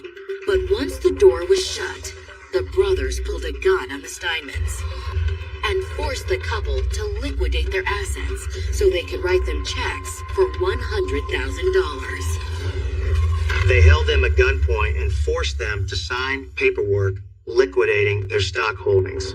Once the checks were written, Dawn said the brothers then forced the Steinmans into their minivan at gunpoint and drove them back to the cult's house in Concord. Justin and Taylor took both Ivan and Annette into the bathroom and started to beat them to death. Justin ended up bashing Ivan's head against the floor, against a wall. Annette, her throat was slashed. Dawn told police that after committing the murders, Taylor said a prayer where he thanked the couple for their sacrifice, and then ordered Dawn and Justin to dismember their bodies with a chainsaw and pack them into 9 duffel bags. They were so deep in their belief that they felt justified that this scene laid out before them, that these body parts on the ground were something that God had ordained. The next day, Dawn, while wearing a disguise, deposited the checks into Selena's account as Taylor had ordered. Justin had come up with the idea to use a wheelchair and cowboy hat. The idea was, the stranger she looked, the less likely the bank would be to question her story.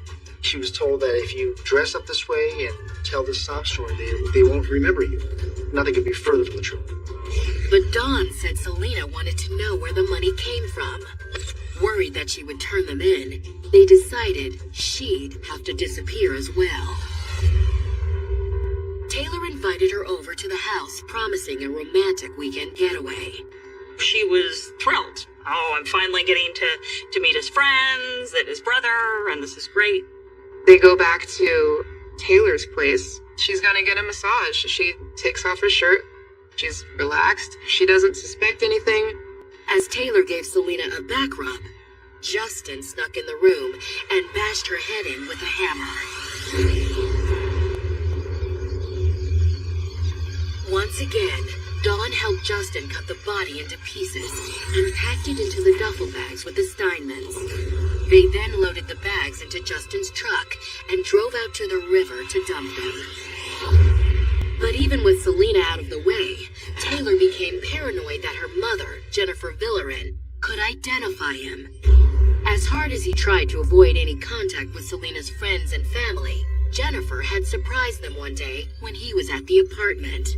Jenny had said, I've got to meet this guy that she keeps talking about. She went over on the pretext of borrowing a blouse for work or something and was able to meet this mysterious Jordan boyfriend.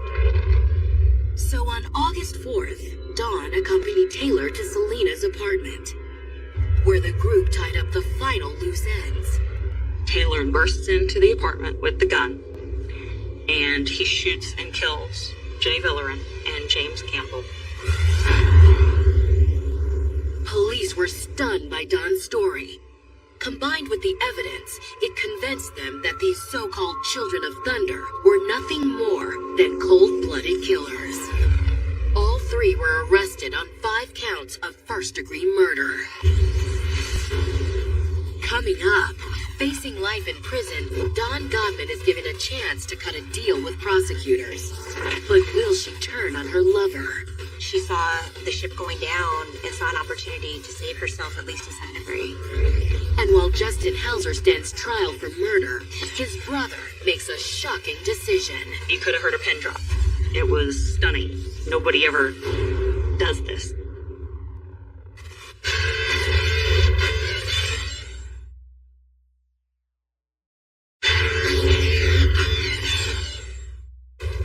Dawn Godman thought she'd finally met the man of her dreams when she met Justin Helzer in May of 1999. Calling themselves the Children of Thunder, Dawn and Justin helped his older brother Taylor form a religious group whose goal was to bring about the return of Jesus Christ. They wanted to rid the world of Satan, bring love and peace into the world. But the investigation into a series of shocking murders had exposed the group as nothing more than a band of cold-blooded murderers who extorted money from their victims. To help ensure convictions for both of the Helzer brothers, prosecutors offered a plea agreement to Dawn Godman. In exchange for her testimony, Dawn would receive a reduced sentence of 38 years. It was a deal Dawn couldn't pass up. Dawn is someone who saw her own contribution to the crimes as less than Justin and Taylor and saw an opportunity to save herself, at least to some degree. In June of 2004, Justin Helzer stood trial for the murders of Selena Bishop, Jennifer Villerin, James Gamble, and Annette and Ivan Steinman. He entered a plea of not guilty by reason of insanity. Justin's lawyer claimed he had been brainwashed by Taylor's teachings. Living his entire life in Taylor's shadow had made him incredibly susceptible to Taylor's manipulations. And as a result, he no longer knew right from wrong. He was just a victim of his powerful older brother and didn't really know what he was doing. But prosecutors insisted the fact that Justin helped conceal the murders proved that he knew what he did was wrong. The jury agreed. On June 16th, the jury convicted Justin Helzer on 11 counts, including murder, extortion, and kidnapping. He received multiple death sentences for his role in the murders. Next, prosecutors prepared themselves for Taylor Helzer's trial. But before they even got started, Taylor shocked the court by pleading guilty, despite the fact that prosecutors hadn't offered him a formal plea deal. You could have heard a pin drop. It was stunning. Nobody ever does this. With no deal in place, agrees to plead guilty. But that was what Taylor did. But if Taylor was hoping for leniency, he wouldn't get it. At his sentencing, the prosecutor called Dawn Godman to the stand, who dropped a bombshell. She said the reason she participated in the murders wasn't to fund their religious group. but because she had fallen in love with its leader, Taylor Helzer. Dawn was kind of together with Justin, but she felt attracted to Taylor. Dawn said her one-on-one mentoring sessions with Taylor had led to a steamy affair, but they kept it a secret to spare his brother's feelings. Dawn was only with Justin to be close to Taylor because he was the one she really wanted. He was the one that sort of gave her life purpose and meaning, and Justin was just sort of there, and it was convenient. Justin Helzer was devastated by the news of Dawn and Taylor's affair when word of Dawn's testimony reached him on death row. But Dawn's testimony had an even stronger effect on the jury at Taylor's sentencing hearing, who delivered 5 death sentences to the elder Helzer brother, one for each of his victims. With both Helzer brothers on death row, Dawn Godman began serving her prison sentence. But even with all 3 members of the Children of Thunder behind bars, the question still remained. Just how did Justin and Dawn go from being 2 outcast lovers bound in faith to the delusional and murderous disciples of a psychopath?